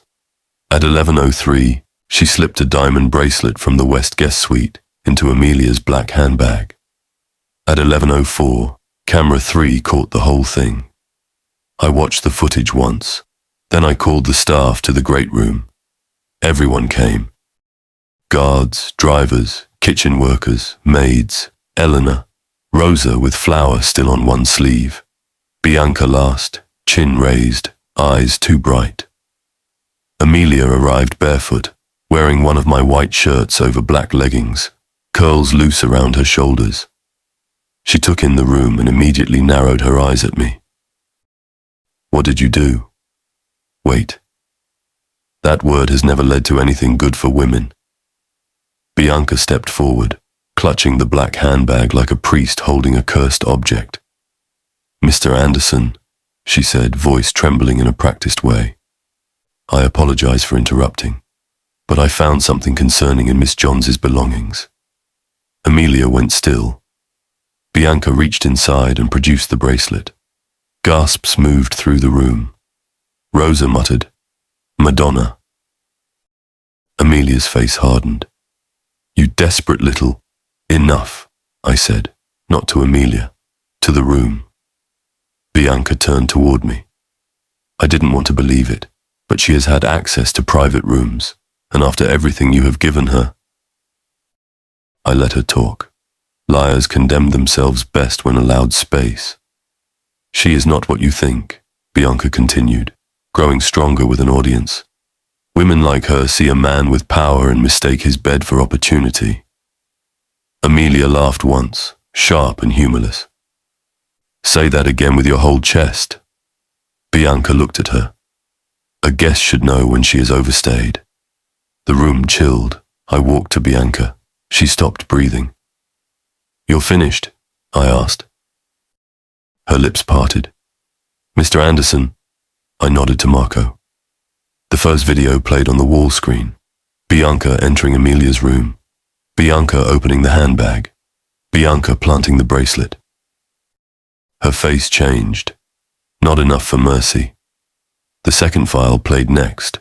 Audio from her hidden phone. Her voice low and hurried. South elevator, 4 o'clock, Madison jeweler, 2 cars. Then the reply from Santoro's man. We'll take her clean. Rosa made a wounded sound. Amelia did not move. That was worse.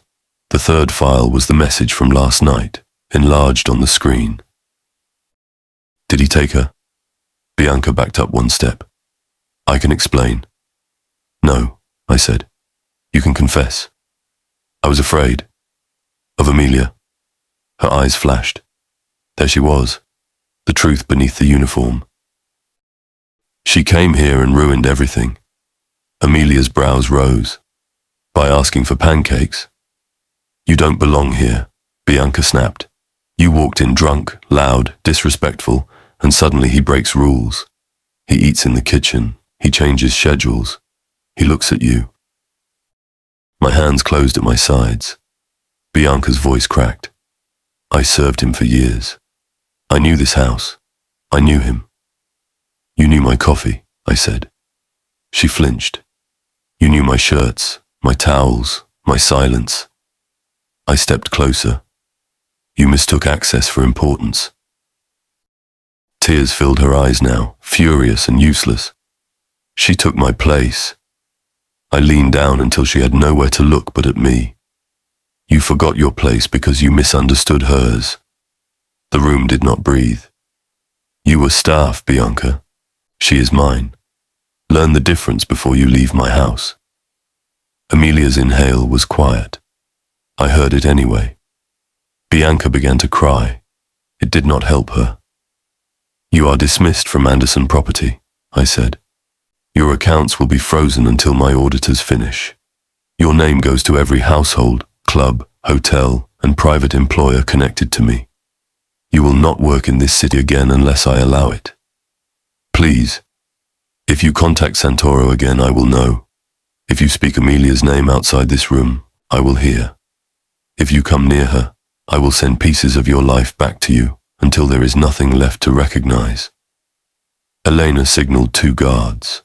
They took Bianca by the arms. She sagged between them, sobbing now, all polish gone. When the doors closed behind her, I turned to the staff. Look at her. No one needed to ask who I meant. Every eye moved to Amelia. She stood barefoot in my shirt, chin lifted, rage and embarrassment burning in her eyes. "This house knows her name," I said. "This city will know my protection. Anyone who disrespects her disrespects me. Anyone who humiliates her answers to me. Anyone who forgets who she is will be reminded harshly." Silence. Then Elena lowered her head once. The rest followed. Amelia looked like she wanted to either kiss me or throw something expensive at my skull. Rosa crossed the room first, ignoring every armed man in it, and touched Amelia's arm. "For the record," Rosa whispered loudly, "I always liked you. Also, I never trusted Bianca's eyebrows." Amelia made a choked sound that almost became a laugh. I pointed toward my office. "Now." Her eyes cut to mine. Bossy even after public executions. Impressive. "Office, Amelia." She went.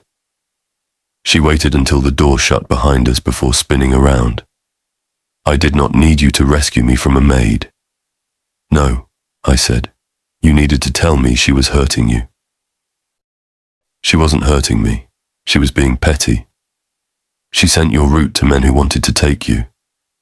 And you handled it like a medieval landlord with surveillance footage." I crossed the room. "What belongs to me is never left undefended." Her eyes flared. "Careful." "I am careful." "No, you're possessive." "Yes."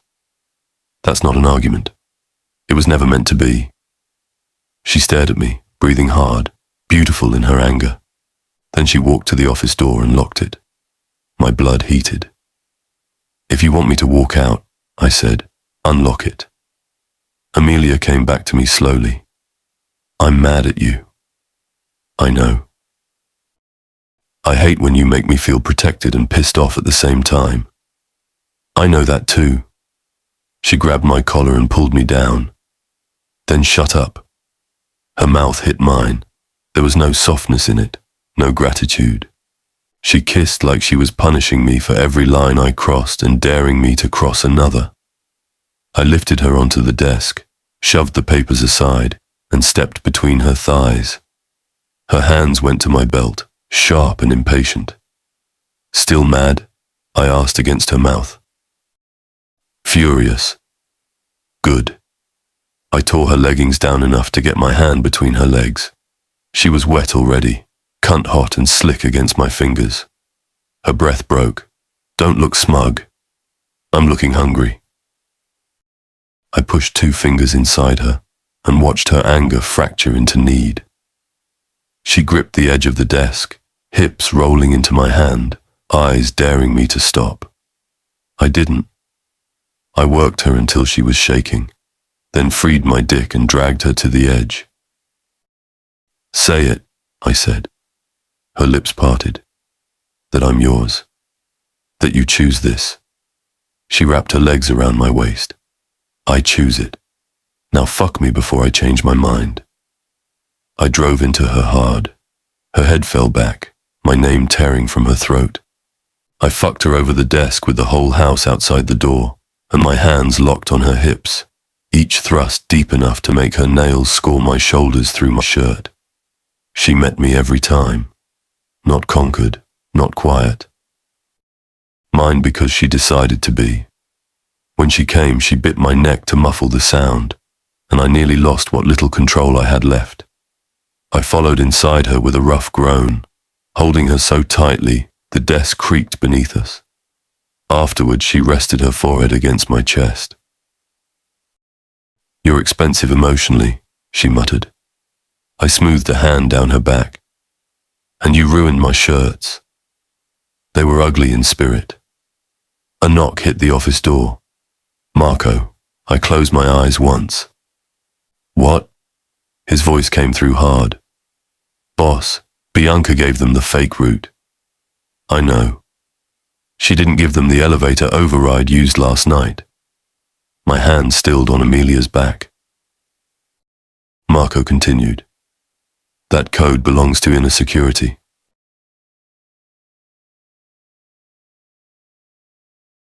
Nothing killed the afterglow of a desk orgasm quite like the phrase inner security.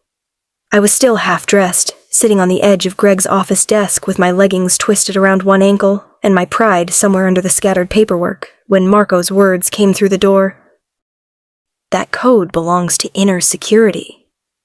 Greg's hand went still on my back. Not tense, still, which with him was worse. I looked at the locked office door. Please tell me that means something boring, like accounting. Greg stepped away from me, buttoning his shirt with the calm of a man preparing to ruin lives. Get dressed.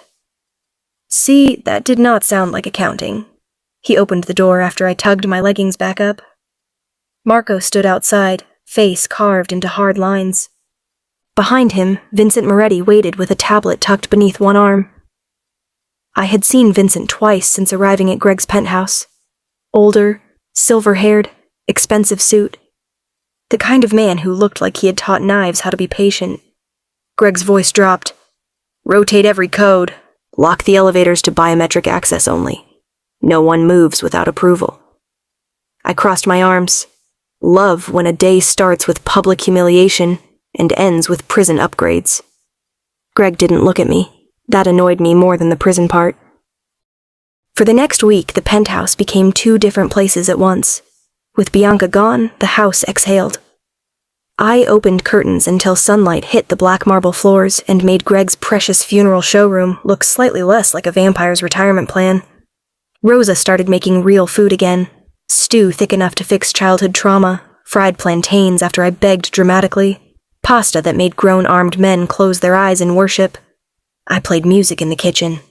Not loud enough to get us killed. Just loud enough to remind everyone their ears still worked. Stoneface, whose real name was Luca, which was far too pretty for a man who blinked like blinking offended him, let me help him make a dating profile. Do not write, I own 3 guns, I told him. He frowned. 4. Even worse, say you enjoy fitness and loyalty. I enjoy perimeter checks. Baby steps, John Wick.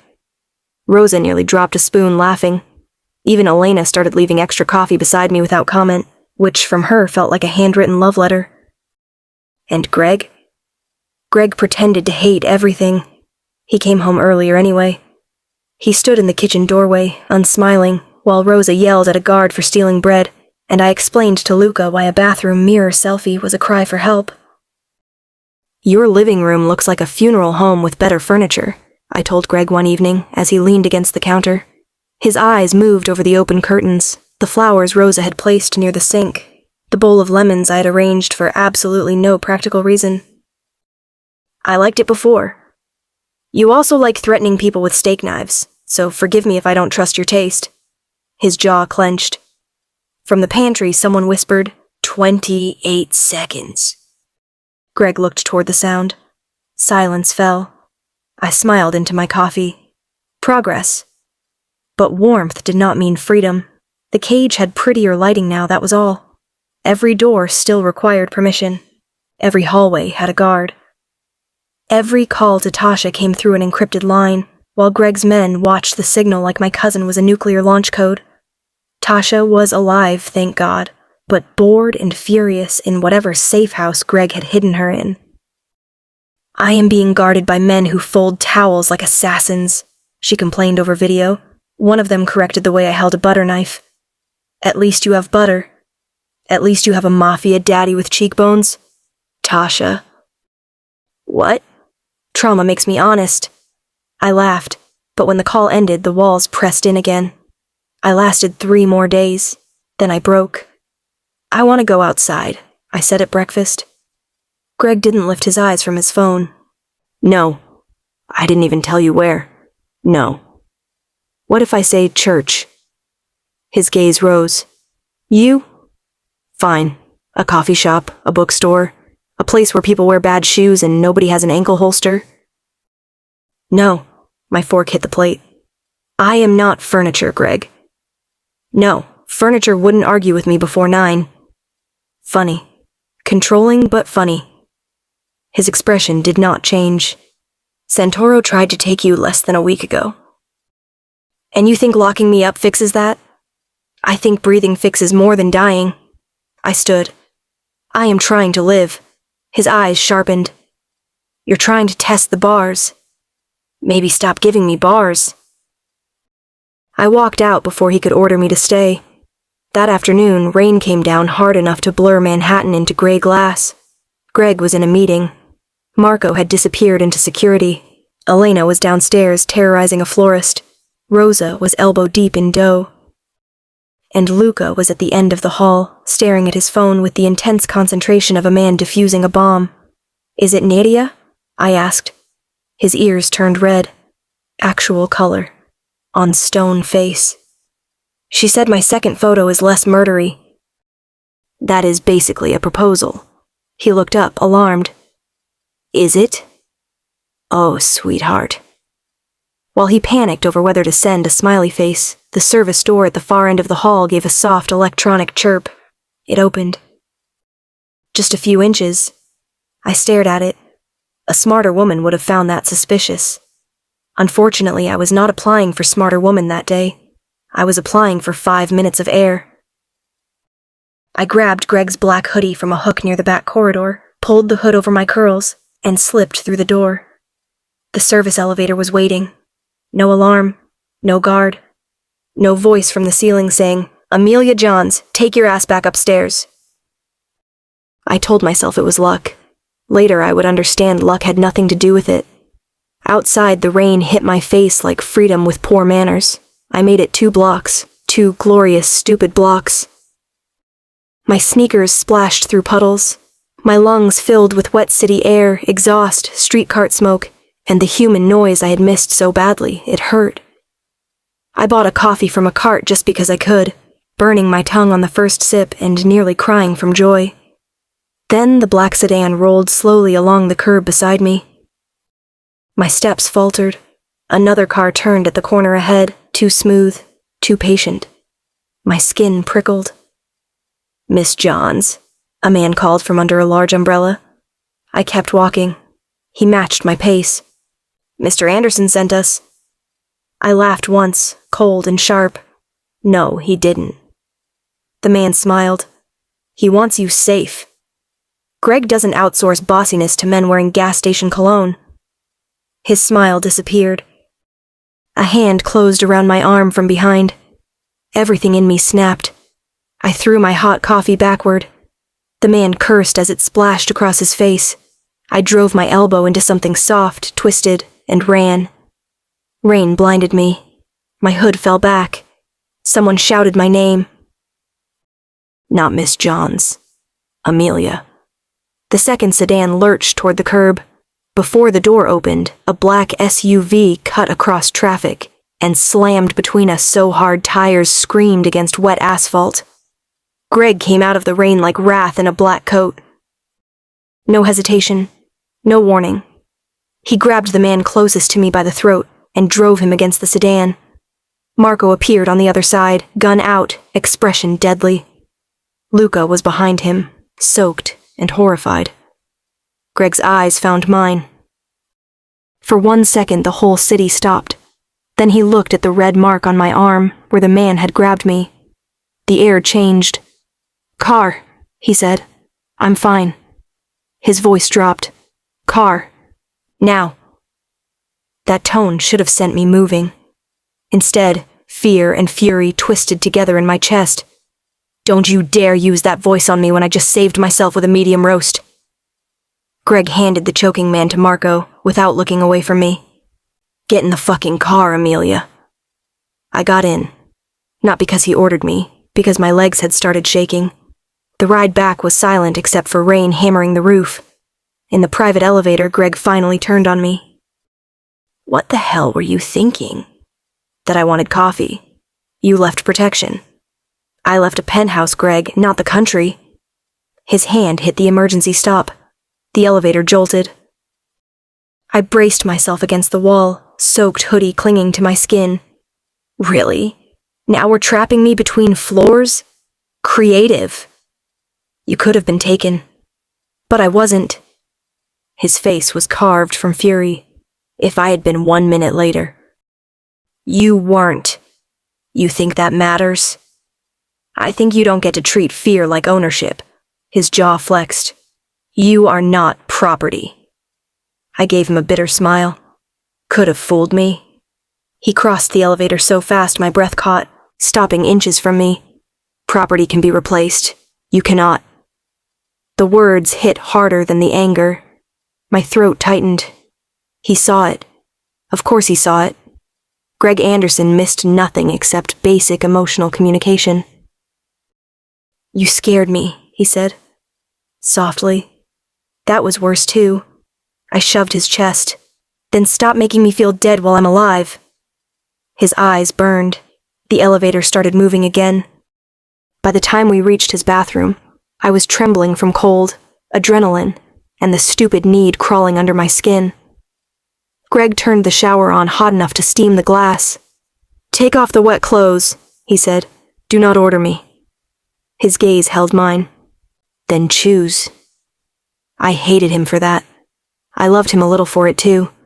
I stripped first. Hoodie, shirt, jeans. Everything hit the floor heavy with rain. His eyes moved over me, possessive and furious. But he did not touch. Not until I stepped into the shower and said, I choose you. I'm still mad, but I choose you. Greg was naked a heartbeat later. He came in behind me, crowding me against the warm tile. His mouth found my neck, rough and open, while his hands slid over my waist, my hips, my thighs like he needed proof every part of me had come back intact.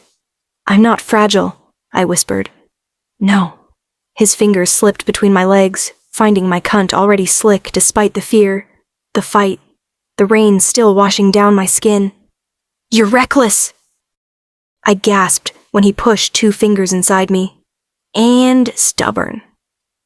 Look who's talking. His thumb circled my clit, firm and cruel. My head tipped back against his shoulder. And mine, he said. I reached behind me, wrapped my hand around his dick, and felt him go rigid against me. Because I choose, I breathed. He groaned like the words hurt him. Then he lifted me. I wrapped my legs around his waist as he pushed into my cunt in one deep, brutal thrust that stole the air from my lungs. The tile was hot at my back. His body was hotter in front of me. Water poured over us while he fucked me hard enough to make the glass tremble. Not soft, not careful, alive. That was how it felt. Like being reminded my heart still beat, my blood still ran. My body was mine to give, and his to worship in the only violent language he knew. I dug my nails into his shoulders. Greg. His forehead pressed to mine. Say it again. Greg. He fucked me harder, deep and relentless, until the pressure broke and pleasure ripped through me so sharply, I cried out against his mouth. He followed with a rough curse, holding me pinned between the wall and his body as he came inside me, shaking like control had finally cost him something. Afterward, he wrapped me in a towel and carried me out, despite my muttered protest about having legs. You don't leave alone again, he said. I rested my cheek against his chest. Then don't make alone feel like my only option. He looked down at me. For once, he had no immediate answer. A knock struck the bedroom door. Greg's arms tightened around me. Not now. Marco's voice came through anyway. It can't wait. Greg set me on the bed and opened the door halfway. Marco stood outside with rain still on his coat and a phone in his hand. The sedan wasn't following her, he said. It was already waiting before she left the building. My stomach dropped. Greg went very still. How? Marco looked past him, straight at me. The service elevator was unlocked remotely. He swallowed. With Vincent Moretti's security key. Vincent Moretti's name landed in the room like a bullet. I sat on Greg's bed in nothing but a towel, hair damp, skin still warm from the shower, and felt the whole penthouse turn cold around me. Greg did not ask Marco to repeat himself. He only said, "Bring him." 20 minutes later, Vincent stood in the bedroom doorway wearing a charcoal suit, a silk tie, and the insulted expression of a man who had never been accused by someone he considered younger, rougher, and less deserving. My key never left my possession, Vincent said. Greg stood between us, shirt buttoned wrong at the wrist, hair still wet, face unreadable. The elevator opened with your clearance. Then my clearance was copied. By whom? Vincent's gaze flicked toward me. Greg moved before I even had time to blink. One step. That was all. Suddenly, the room felt smaller. Look at me when you answer. Vincent's jaw tightened. I don't know. Then find out. I have served this family longer than most of your men have been alive. And yet my woman was nearly taken through a door. Your key opened. My woman. Even terrified, my stomach reacted like it had no sense, and even less shame. Vincent's eyes cooled. Suspicion poisons families, Greg. So does betrayal. After that, everything got worse. Greg cut Vincent's access, rotated the codes again, doubled the guards, and turned the penthouse into a luxury military bunker with better soap. Nobody moved without being watched. Nobody spoke in corners. Even Rosa whispered while yelling, which should have been physically impossible. The house Bianca left behind had started to breathe. Now it held its breath. I still opened the curtains. I still played music in the kitchen when Greg wasn't looking. I still told Luca his dating profile could not include the phrase situationally lethal. But the laughter came softer. The guards stood tighter. Greg came home earlier and slept less. Sometimes I woke in the middle of the night and found his side of the bed empty, his office lights glowing beneath the door like something burning. 3 days later, Tasha cried on our encrypted video call. Not scared of crying. Tasha did angry crying, which mostly involved mascara, insults, and threatening to haunt people while alive. The Langston House fundraiser is tomorrow, she said. Aunt Lorraine's name is on that donor wall, and I can't even go because your boyfriend's criminal enemies have me living in witness protection with decorative throw pillows. He is not my boyfriend. Right, your kidnapper with benefits. Tasha. Your Mafia husband without paperwork? I looked over my shoulder. Greg stood in the doorway, expression flat. Tasha smiled at the camera. High cheekbones. Greg ended the call. Rude, I said. No. I didn't ask anything yet. You're going to ask to attend the fundraiser. It's small. It's charity. It involves children's books, not cocaine shipments. No. I stood. You said not to make a loan feel like my only option. His jaw clenched. There it was, the line he hated because it was true. I need something normal, I said. 1 hour. Marco can come. Luca can come. Bring the whole emotionally repressed murder choir. His eyes stayed on mine for a long time. Then he said, 40 minutes. I blinked. Really? You do not leave the main room. You do not take food from anyone I haven't cleared. You do not go to the bathroom alone. Do I pee with tactical witnesses? If necessary. Romance is alive. No service exits, no hallways, no arguing with Marco. That feels targeted. It is. The next evening I wore black trousers, a cop satin blouse, gold hoops, and lipstick bright enough to remind me I still had a face that belonged to me. Greg looked at me like he wanted to lock the door and swallow the key. Instead, he touched my chin. 1 hour, he said. You said 40 minutes. I gave you 20 more because you didn't argue. I'm growing as a hostage. His thumb brushed my mouth. You are not a hostage. I smiled, but it hurt around the edges. Then let me come back. His eyes darkened. Always. Langston House sat in Harlem inside an old renovated school building with murals on the brick walls and kids' drawings taped near the entrance. It smelled like coffee, paper, and floor wax. For the first time in days, nobody lowered their voice when they saw me. Mrs. Alvarez grabbed my hands and kissed both my cheeks. Janelle from Tasha's old office screamed loud enough to make Marco's eyebrow twitch. You brought security, she whispered. They're shy, I said. Pretend they're furniture with trauma. Luca stood near the punch table, scanning exits like the lemonade might pull a gun. I tried to enjoy myself. I really did.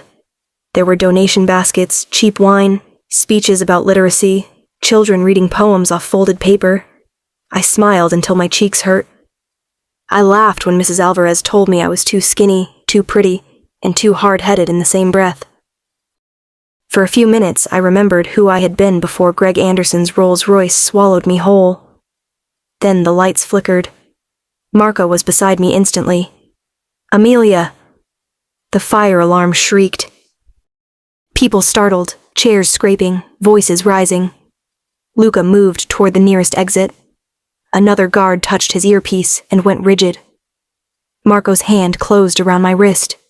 "Stay with me." "I'm staying." We moved toward the side corridor, away from the crowd. Smoke curled under a door ahead, gray and bitter.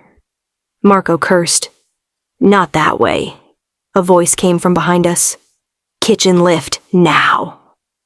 Vincent Moretti stepped out of the service hallway with 2 Anderson guards at his back. My entire body rejected the sight of him. "No," I said. Marco's gun was in his hand before I finished speaking. "You're not cleared." Vincent looked almost bored. "Greg reinstated me temporarily. Front exit is compromised." "Bullshit," I said. His eyes slid to mine. "Bright girl." The guard beside him moved. Fast. A sharp crack split the corridor.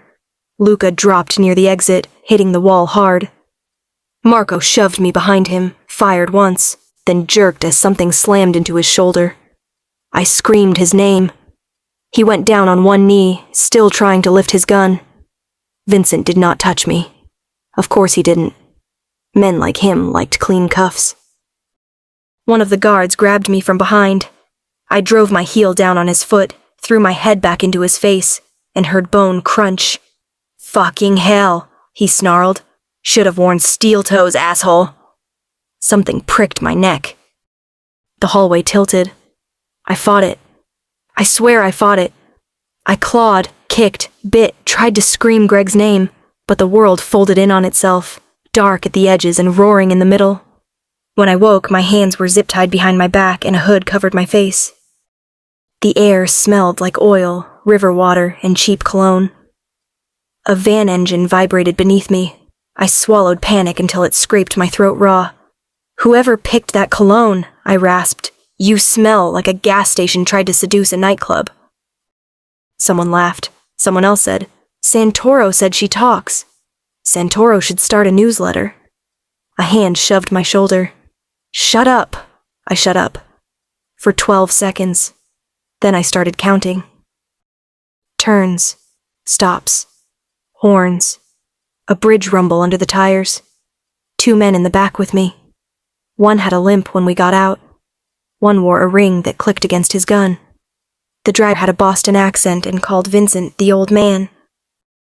They dragged me into a building where the floor changed from wet concrete to warped wood. The hood came off in a room with 1 hanging bulb, 2 metal chairs, and walls stained by water damage. Enzo Vitale stood near the door, 2 fingers bandaged. I smiled, despite the fear clawing up my ribs. "How's the hand?" His mouth twisted. "You're not funny." "I'm hilarious. Your boss kidnapped a woman from a children's fundraiser. That's not villainy. That's community theater with felonies." The slap snapped my head sideways. Pain flashed white-hot across my cheek. I tasted blood. "Okay, less talking. For now." The door opened again. Carlo Santoro entered like a banker attending a funeral. Gray suit, smooth hair, empty eyes. "Miss Johns," he said, "the Don's woman. Unfortunately popular tonight. You've caused trouble." "I've been busy." Santoro smiled without warmth. "Greg Anderson built his reputation on control. Then you arrived. Men love blaming women for their poor emotional infrastructure." Vincent walked in behind him. For 1 second, the room stopped making sense. I had seen betrayal already. Bianca's jealous little treason. The fake roots. The planted bracelet. But Vincent was different. Vincent had history in his posture. He had sat at Greg's table, spoken in his office, worn loyalty like a tailored coat. "You," I whispered. He looked at me almost kindly. "You should have stayed a mistake." My wrists strained against the zip ties. "You opened the elevator." "I opened many things." Santoro turned toward him. Anderson will empty half the city looking for her. That's the point, Vincent said. When he pulls men from the docks, move the cathedral payment through St. Brigid. The council votes before dawn. I went still. Cathedral. St. Brigid. Council. I repeated the words silently, shoving them deep into memory. Vincent continued. The first betrayal weakened him. This finishes it. The first betrayal. The one Greg thought he had already cut out. My stomach dropped. It had never been cleaned out. It had been standing in expensive shoes, waiting. Santoro turned back to me. We'll send him proof of life. No need, I said. He'll believe I'm alive because if I were dead, you'd already be screaming. Enzo lifted his hand again. This time, I didn't flinch. Before he could hit me, gunfire cracked somewhere outside the room. One shot, then 3 more. The men froze. Santoro's smile vanished. Another scream ripped through the building, cut short by a sound wet and final. My heart slammed so hard it hurt. Vincent turned toward the door. Impossible. The lights went out. Darkness swallowed the room. Then Greg Anderson's voice came from the other side of the door, colder than death. Touch her, and I start with your hands. Touch her, and I start with your hands. I did not raise my voice. I did not need to. The power was out, but darkness had never been an obstacle for men like me. My people moved best in it. Matteo had cut the exterior feed 30 seconds before we reached the service entrance. 2 guards were already dead in the alley. Another was bleeding out near the stairs because he had made the mistake of putting his hand on his gun after I told him not to. Inside the room, everyone froze, except Amelia. Even tied to a chair with blood at the corner of her mouth, she turned her head toward my voice like she had known I would come. That almost broke me. Then I saw Enzo Vitale standing too close to her, one bandaged hand half lifted, and whatever remained of my control turned to ash. The door came off its hinges. A man fired blind. Matteo answered with 2 rounds to the chest. I crossed the room before the body hit the floor. Enzo reached for Amelia, stupid enough or desperate enough to think she could still be used as a shield. I shot him through the wrist. He screamed and dropped to his knees. Those hands? I asked, stepping on his ruined fingers. These? Bone shifted under my shoe. His scream tore through the room. Santoro moved for the rear exit. Vincent moved with him. For one savage second, instinct told me to follow, to drag Vincent Moretti back by his silver hair and carve every year of false loyalty out of him. He had sat at my table. He had advised my father. He had watched me build my house from blood and discipline, then opened a door for my enemy to steal the only woman who had ever made it feel alive. He deserved time. He deserved creativity. But Amelia was tied to a chair, so Vincent lived another minute. Block the rear, I said. Matteo was already moving. Santoro's men collapsed into panic. Mine did not. That was the difference between hired dogs and family. Gunfire cracked through the hall. Someone begged, someone choked. The room filled with the smell of cordite, fear, and the river rot clinging to the walls. I reached Amelia. Her brown skin was flushed with fury. Her cheek had a swelling mark across it. Blood stained her lower lip where someone had split it. I wanted to empty the city. Instead, I crouched and cut the zip ties from her wrists. Her first breath shook. Her first words were, "Please tell me you brought mouthwash and a flamethrower." My hand closed around the back of her neck before I could stop myself. I pressed my forehead to hers. "Who hit you?" "Bandage fingers, Barbie." Enzo whimpered behind me. I did not look away from her. He won't again. I figured that from the screaming. Her voice was steady. Her pulse under my thumb was not. I slid my knife away and checked her wrists, her throat, the mark where they had drugged her. The puncture was small, too small for the amount of rage it deserved. Can you stand? I can kick. That wasn't my question. She pushed herself up, stubborn even while her legs threatened to fail. I caught her before she hit the floor. I said I can stand, she snapped. You lied. Technically, I began standing. The ending was unclear. I lifted her into my arms. She made a sound of protest, but her fingers locked in my coat. Outside, the building was already ours. Bodies in the corridor, blood on warped wood, Matteo near the rear door with his gun up and his mouth grim. Vincent got out through the riverside, he said. Santoro with him. Find the tunnel. Already on it. Bring me anyone still breathing. Amelia's hand tightened around my lapel. Greg.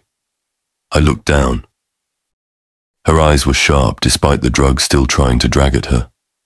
Cathedral. St. Bridget. Council votes before dawn. Vincent said the first betrayal weakened you and this finishes it. Everything inside me went still. She had been kidnapped, drugged, struck, tied to a chair in a room full of men waiting to use her against me. And she had listened. My woman. My reckless, impossible woman. You heard that clearly? I asked. I did not get kidnapped for ambience. A laugh almost came out of me. It died before it reached my throat.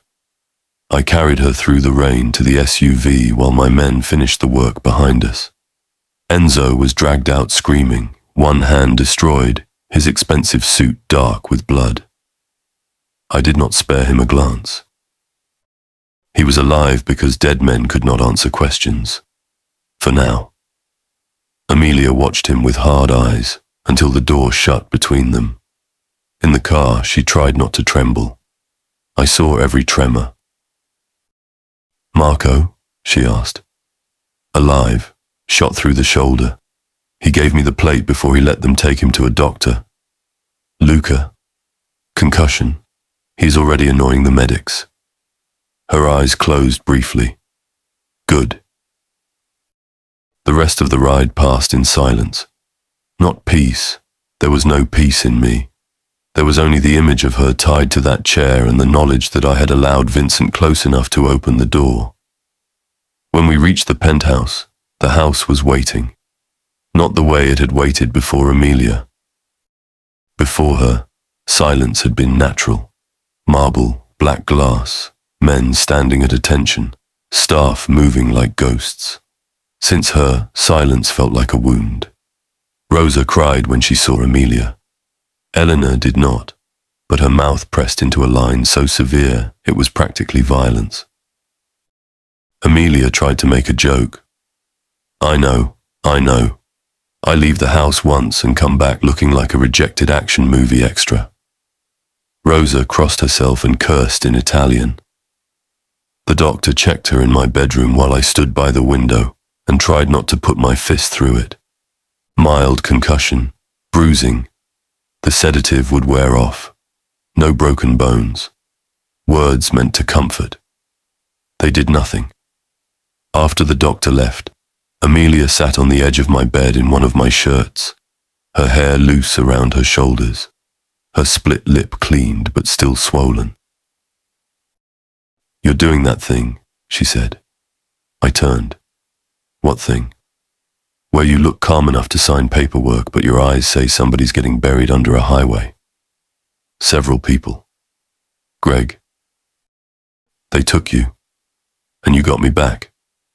They put hands on you, and you removed some of them. My jaw locked. She stood, slow but steady, and crossed the room toward me. Do not look at me like I'm broken. You were drugged. I was pissed. You were tied to a chair. I was gathering intelligence. You were bleeding. Her eyes flashed. And I am still standing. My control thinned until there was almost nothing left. I want to lock every door in this house and keep you where no one can breathe the same air without my permission. There he is. Do not make a joke out of this. I'm not. Her voice softened, but only slightly. Amelia never surrendered all her edges. If you want a fragile woman, you kidnapped the wrong one. I never wanted fragile. No, you wanted obedient. I wanted alive. That silenced her. Rain tracked down windows behind me, blurring the city into streaks of silver and black. Amelia stepped closer. I need to feel like they didn't take anything from me. My hands curled at my sides. Tell me what you want. You. No. Her brows drew together. Excuse me? You're shaken. The sedative. If you finish that sentence, I will throw something expensive at your head. She closed the last of the distance and put her hand against my chest. I am choosing this. I am choosing you. Not because I'm scared. Not because I need you to fix me. Because I need to feel alive in my own body. And you are the only man I trust to touch me right now. The room tilted under the force of that trust. I should have been gentler than I was capable of being. I should have stepped back.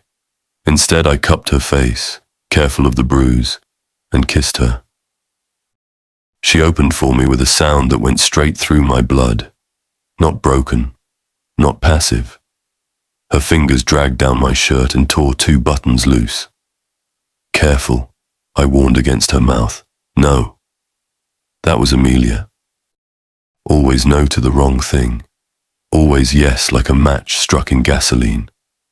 I lifted her onto the bed and stripped the shirt from her body. My hands moved over her ribs, her hips, her thighs, checking and claiming at once. When I found the mark on her arm from where a man had grabbed her, my mouth lowered to it. She shivered. Greg. I know. You don't. I looked up. Her eyes were wet, but no tears fell. Make me forget the chair. That finished me. I took off the rest of my clothes with shaking hands. I had blood under my nails and murder waiting in every nerve. But when I came down over her, I moved slowly enough for her to stop me. She didn't. Her legs opened around my hips. Her hand wrapped around my dick, guiding me to her cunt with a confidence that made my chest burn. I said I choose, she whispered. I pushed inside her in one deep stroke. Her mouth parted on a breathless cry. I stopped.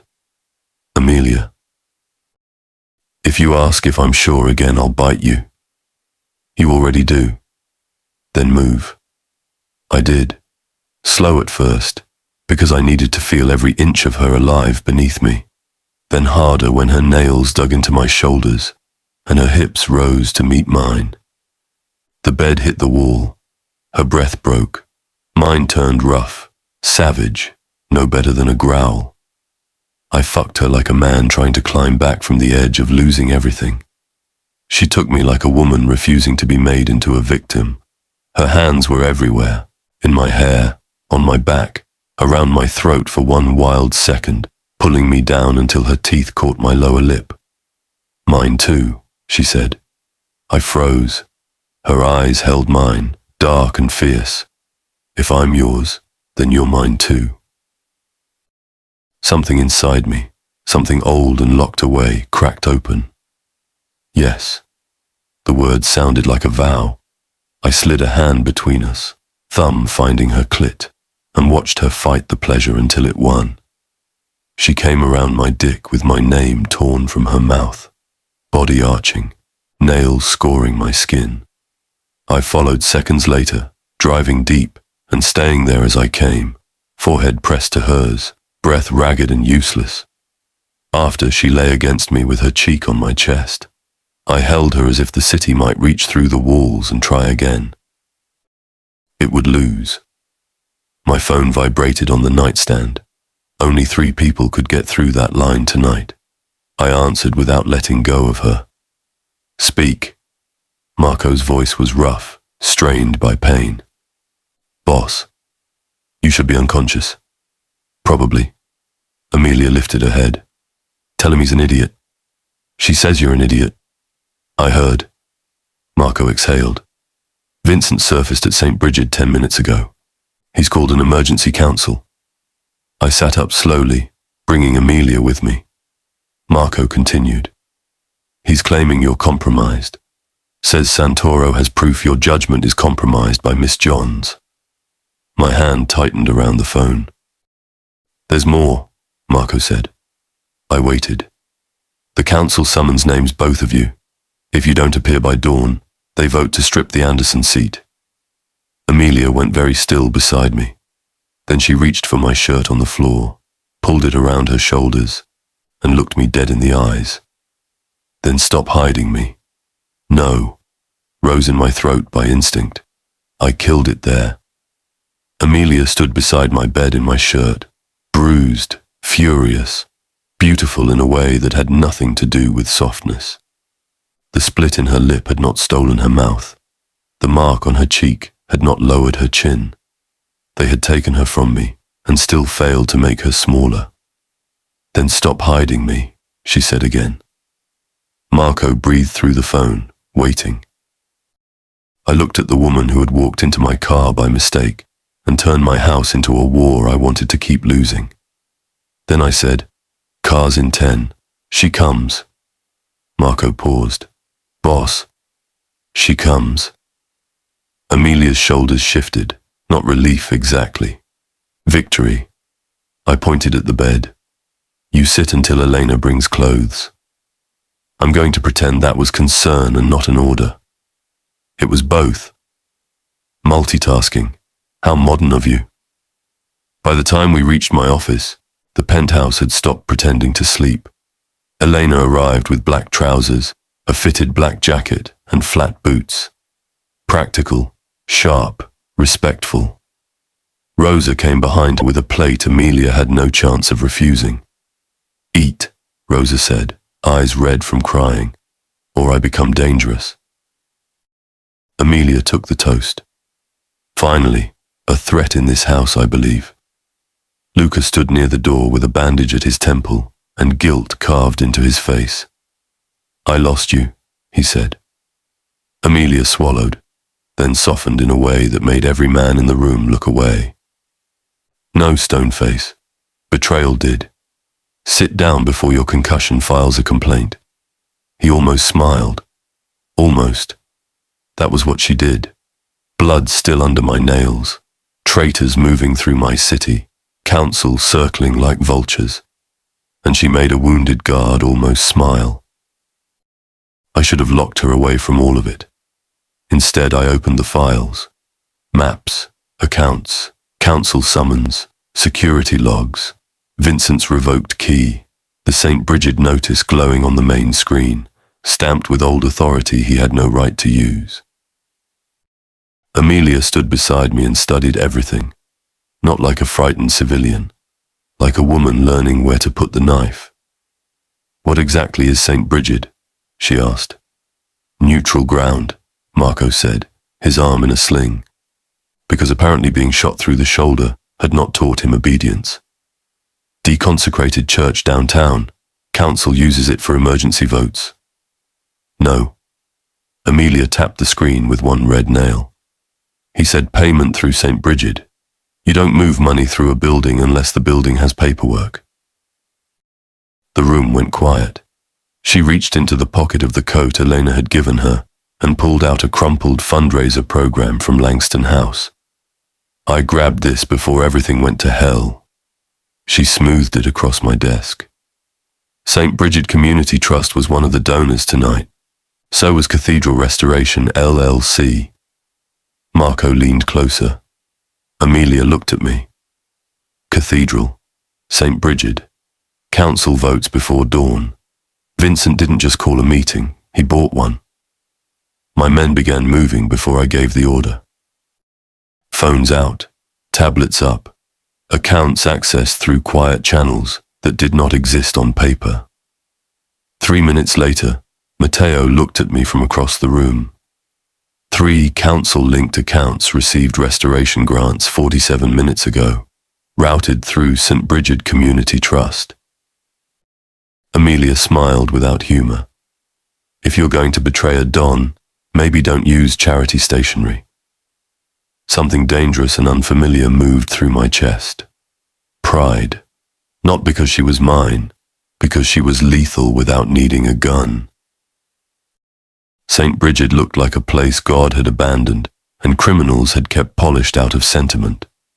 Old stone, stained glass, candles burning under saints who had seen too much to judge anymore. The council waited inside.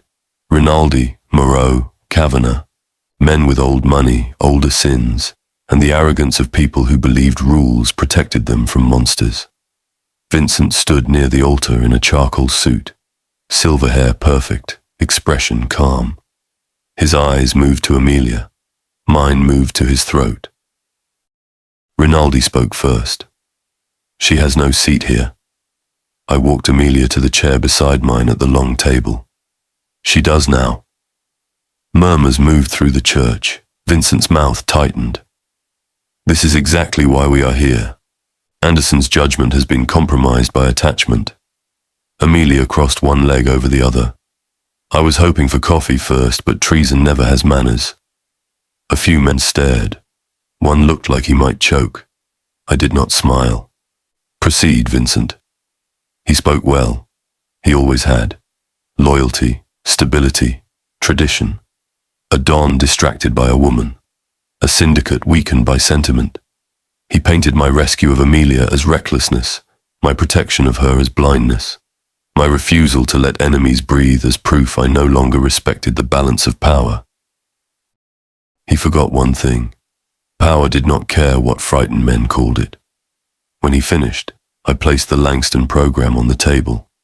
Then Marco sent the payment records to every device in the room.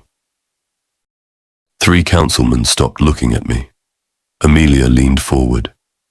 Vincent said, and I quote, "When he pulls men from the docks, move the cathedral payment through St. Bridget. The council votes before dawn."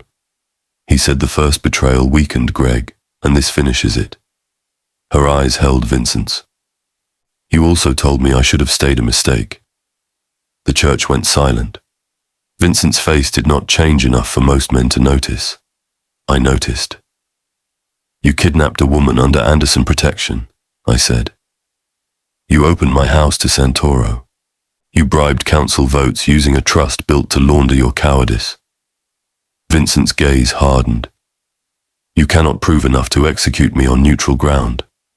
No, I stood. Men shifted back. But I can strip your name from every Anderson account. I can freeze your bloodline out of every route, every safe house, every judge, every port. I can mark you outlaw. I stepped closer. And when you leave here, I can follow the stink of your fear straight to Santoro. For the first time since I had known him, Vincent looked old. She will be your death, he said. I glanced at Amelia. She sat beside my chair with bruises on her brown skin, my jacket over her shoulders, and murderously red lipstick Elena must have found from somewhere because Rosa believed in drama. No, I said. She is why you die. Vincent left under the council's silence. Matteo had already planted a tracker in the seam of his coat. By sunrise, the vote against me was dead. By breakfast, 3 council members had begged for mercy. I gave them none they deserved. Back at the penthouse, the house did not return to warmth immediately, but it breathed again when Amelia walked through the door. Rosa cried into a pot. Elena silently placed coffee in Amelia's hand. Luca straightened like she was royalty instead of trouble wrapped in black fabric. Maybe she was both.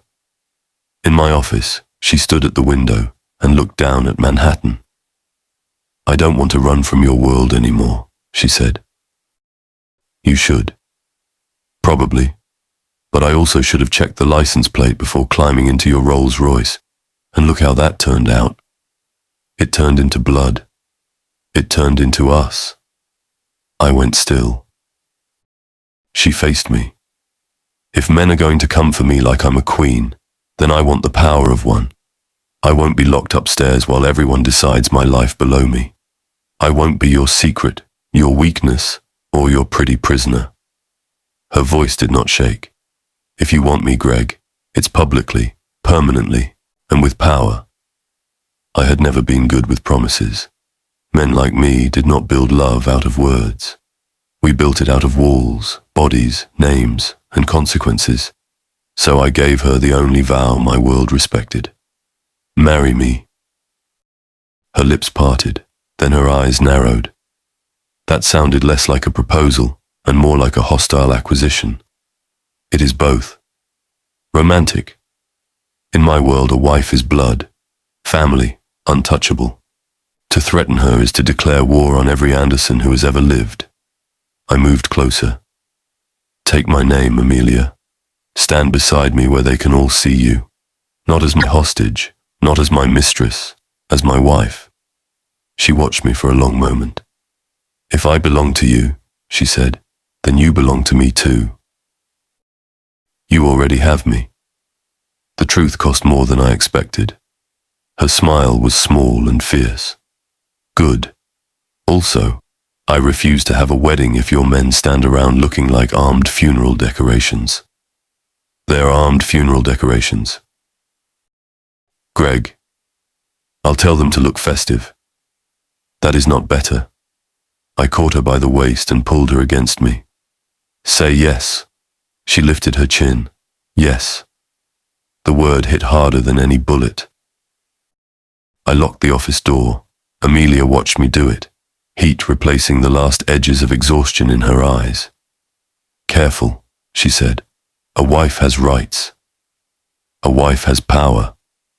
Then get on your knees and show me how much. My control snapped cleanly. I went down because she asked, and because there was no throne I would not build beneath her if she looked at me like that. I stripped her trousers down her legs, kissed the inside of her thigh, and put my mouth on her cunt until she gripped my hair and cursed like prayer had learned profanity. When she came, she said my name like ownership. Mine.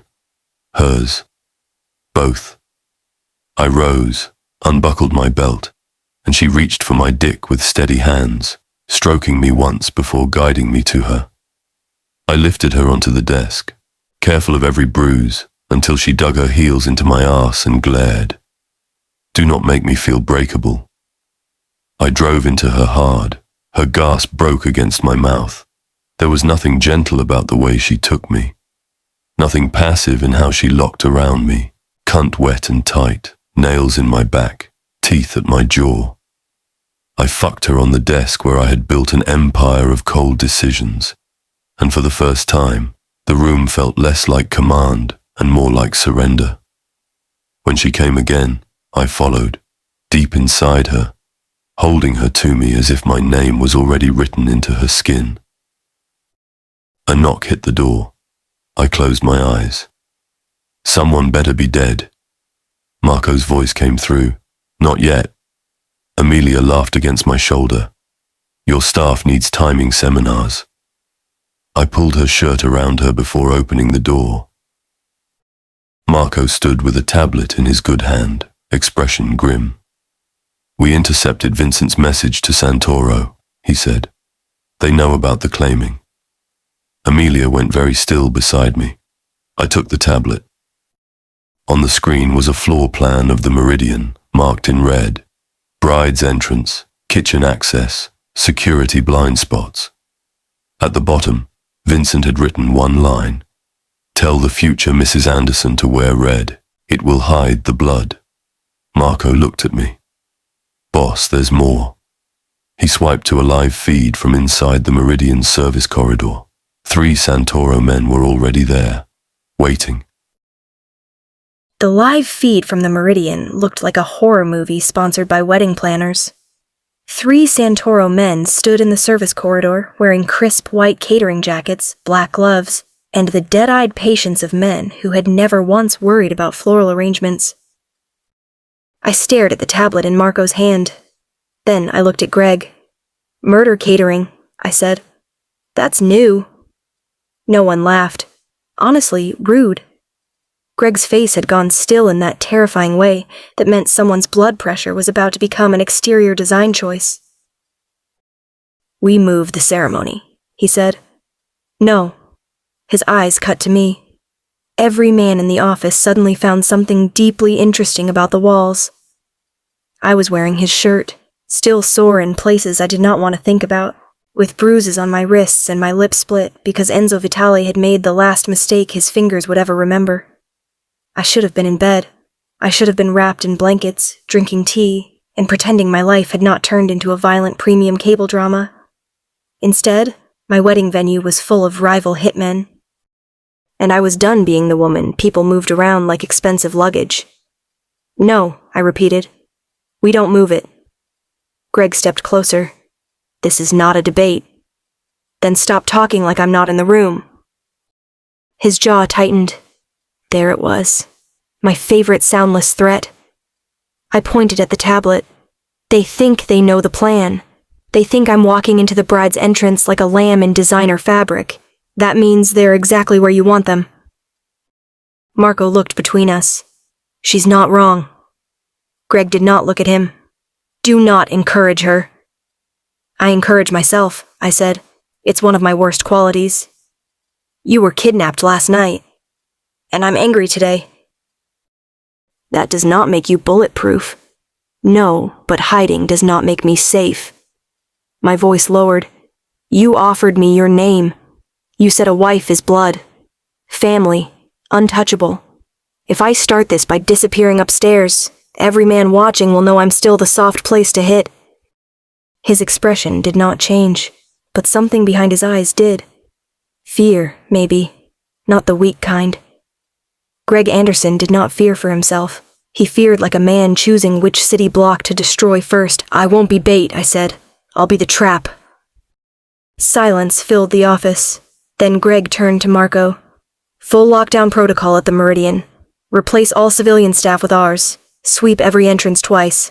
Council attends under weapons check. Any Santoro man still breathing by the vows answers to me."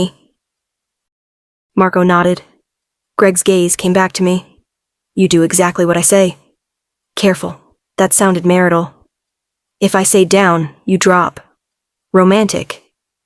"If I say run, you run to me. Not away. Not toward danger. To me." I swallowed because that one did something uncomfortable to my chest. Then I lifted my chin. "Fine, but your men are wearing pocket squares." Greg blinked once. "Red ones," I added. "If I'm getting married in a Mafia trap, the armed funeral decorations can at least coordinate." Rosa cried when she saw the dress. Elena did not cry, but she did press her lips together and stare at me for a full 5 seconds, which from her felt like a dramatic public breakdown. The dress was red. Not soft red, not bridal blush. Red like lipstick on a wine glass. Red like warnings. Red like blood pretending to be silk. It hugged my body from shoulder to hip, then fell in a clean, elegant line that made me look taller, sharper, and significantly more expensive than my emotional state. My curls were pinned on one side with gold combs. My earrings held a hidden mic. My left thigh held a small pistol in a holster Greg had fastened himself with the kind of focus usually reserved for surgery or sin. Rosa crossed herself. "Beautiful." Elena handed me my lipstick. "Blood debt. Of course." I put it on slowly in the mirror and looked at the woman staring back. Brown skin, red mouth, bruises hidden where they could be, visible where they refused to be. Eyes steady. Not trapped. Not temporary. Not fragile. A knock sounded once. Greg entered before anyone invited him. The room forgot how to breathe. He wore black naturally because God forbid the man surprise a single tailor in Manhattan. His suit fit like violence had money. Tattoos climbed from his collar to his throat, roses and thorns disappearing under crisp fabric.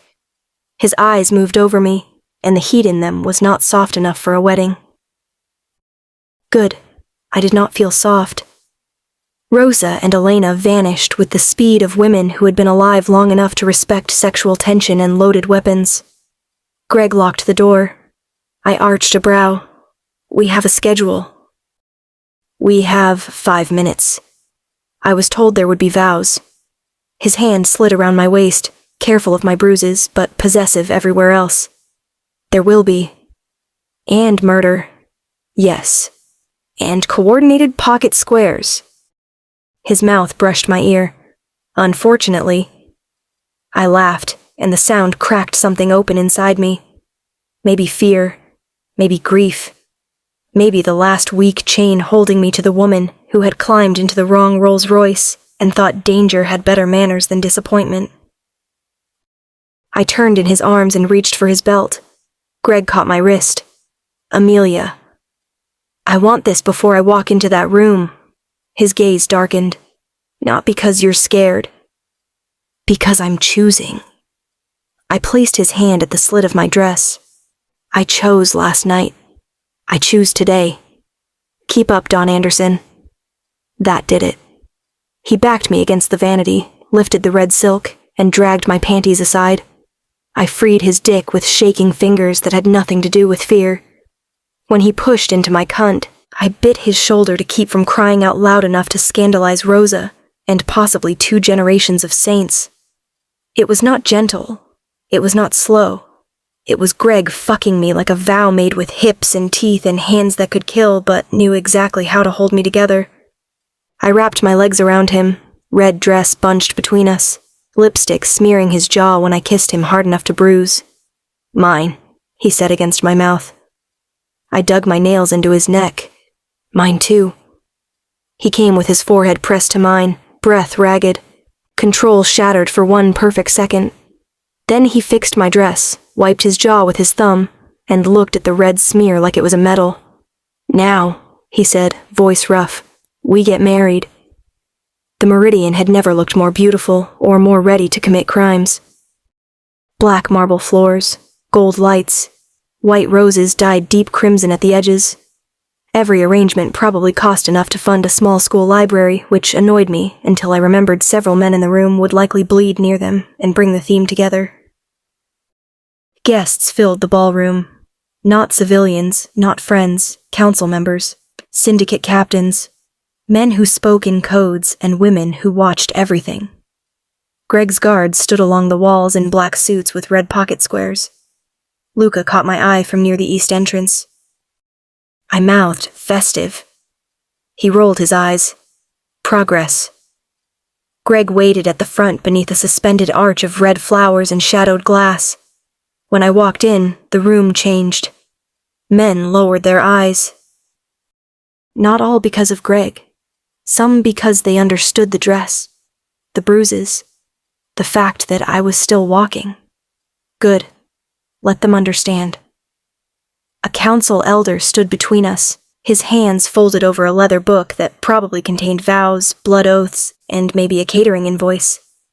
Amelia Johns, he said, voice carrying. Do you enter this bond under your own will? Greg's eyes stayed on mine. I smiled. I do. And do you accept the Anderson name, protection, burden, and blood? The room seemed to hold still. Before I could answer, the faintest scent cut through the roses. Cheap cologne. Gas station seducing a nightclub. My spine tightened. My gaze shifted left. A waiter near the champagne tower held his tray too stiffly. His right hand wore a ring that clicked once against the metal edge. The van. The man from the van. He was not one of the 3 from the feed. I touched my earring. 4th at East Bar. Greg did not move, but his eyes hardened. Marco's voice whispered in my ear. Scene. Then I saw another one by the curtains, and another near the kitchen access. My stomach dropped. Greg, I said quietly, there are more. The waiter's hand went under his jacket. The ballroom exploded into motion. Not panic, precision. Greg's men moved like black water. Guns appeared from beneath suit jackets. The first Santoro man hit the floor before the champagne tray shattered. The second fired into the ceiling and was tackled through a table. Someone screamed. Glass burst. The council elder ducked behind the floral arch with surprising athleticism for a man who looked older than electricity. Greg reached for me. I stepped back. His eyes flashed murder. I'm fine, I snapped, pulling the pistol from my thigh holster. Go be terrifying. For half a second, he looked like he might drag me behind him anyway. Then Santoro walked out from the service corridor with Vincent Moretti beside him. The room froze around them. Vincent's silver hair was perfect. His suit was perfect. His betrayal sat on him like cologne, expensive and suffocating. Santoro smiled at Greg. Beautiful ceremony. Greg's voice was death-made polite. You came dressed for your funeral. I came to watch your weakness wear red. My finger tightened around the pistol. Vincent looked at me. Still playing Queen? No, I said. Not playing. His expression flickered. Behind them, 2 Santoro men dragged Marco forward, blood running from a cut near his temple. My heart lurched, but Marco's eyes cut once to the wall panel beside the service doors. The lockdown. Greg saw it too. Santoro's men had control of the exits. Not for long, but long enough for people to die. My pulse hammered. If I moved to the panel, they would shoot me. If Greg moved, Santoro would shoot Marco. If no one moved, we were all standing inside a very expensive coffin with centerpiece upgrades. So I did the only thing no one ever expected me to do. I smiled. Santoro, I called, stepping out from the flower arch. You really did all this because one woman embarrassed your men? Greg's head turned slightly. A warning. I ignored it. Santoro's eyes settled on me. Careful, Mrs. Anderson. Not yet, I said. Technically, you interrupted before the good part. A few men stared at me like I had lost my mind. Maybe I had. But Santoro liked attention. Men like him always did. He wanted the room to see him winning. So I gave him a stage.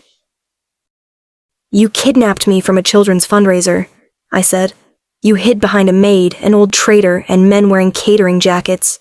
And now you want everyone to believe Greg is weak because he loves something? I laughed once.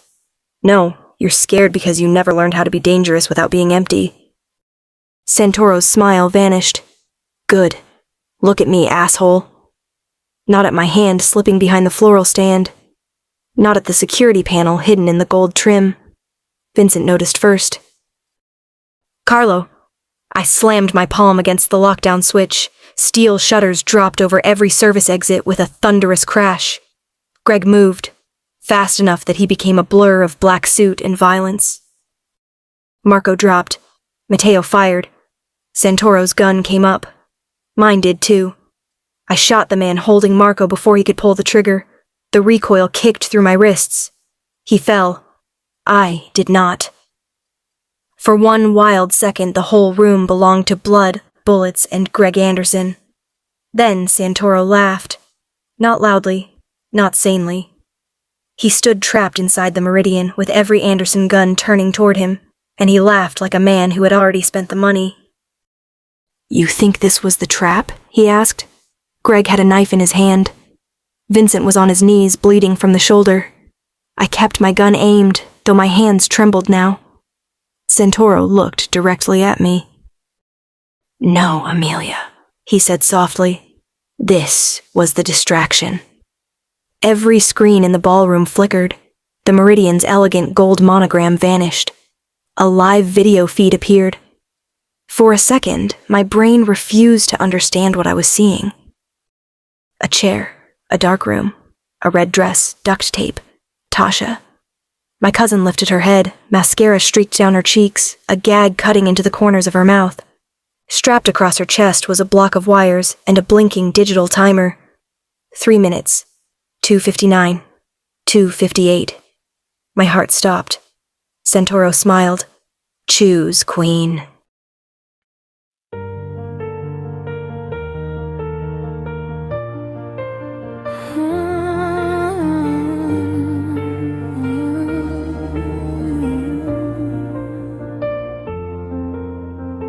I see your shadow in every place I go. Even silence keeps calling your name. People talk but they don't really know how loving you set my whole soul aflame. You walked in like you owned my breath, like my heart was already yours to take. Now I'm standing here fighting death, and every memory I can't escape. They say I should let you go, but how do I breathe alone? Stay, even if it breaks me.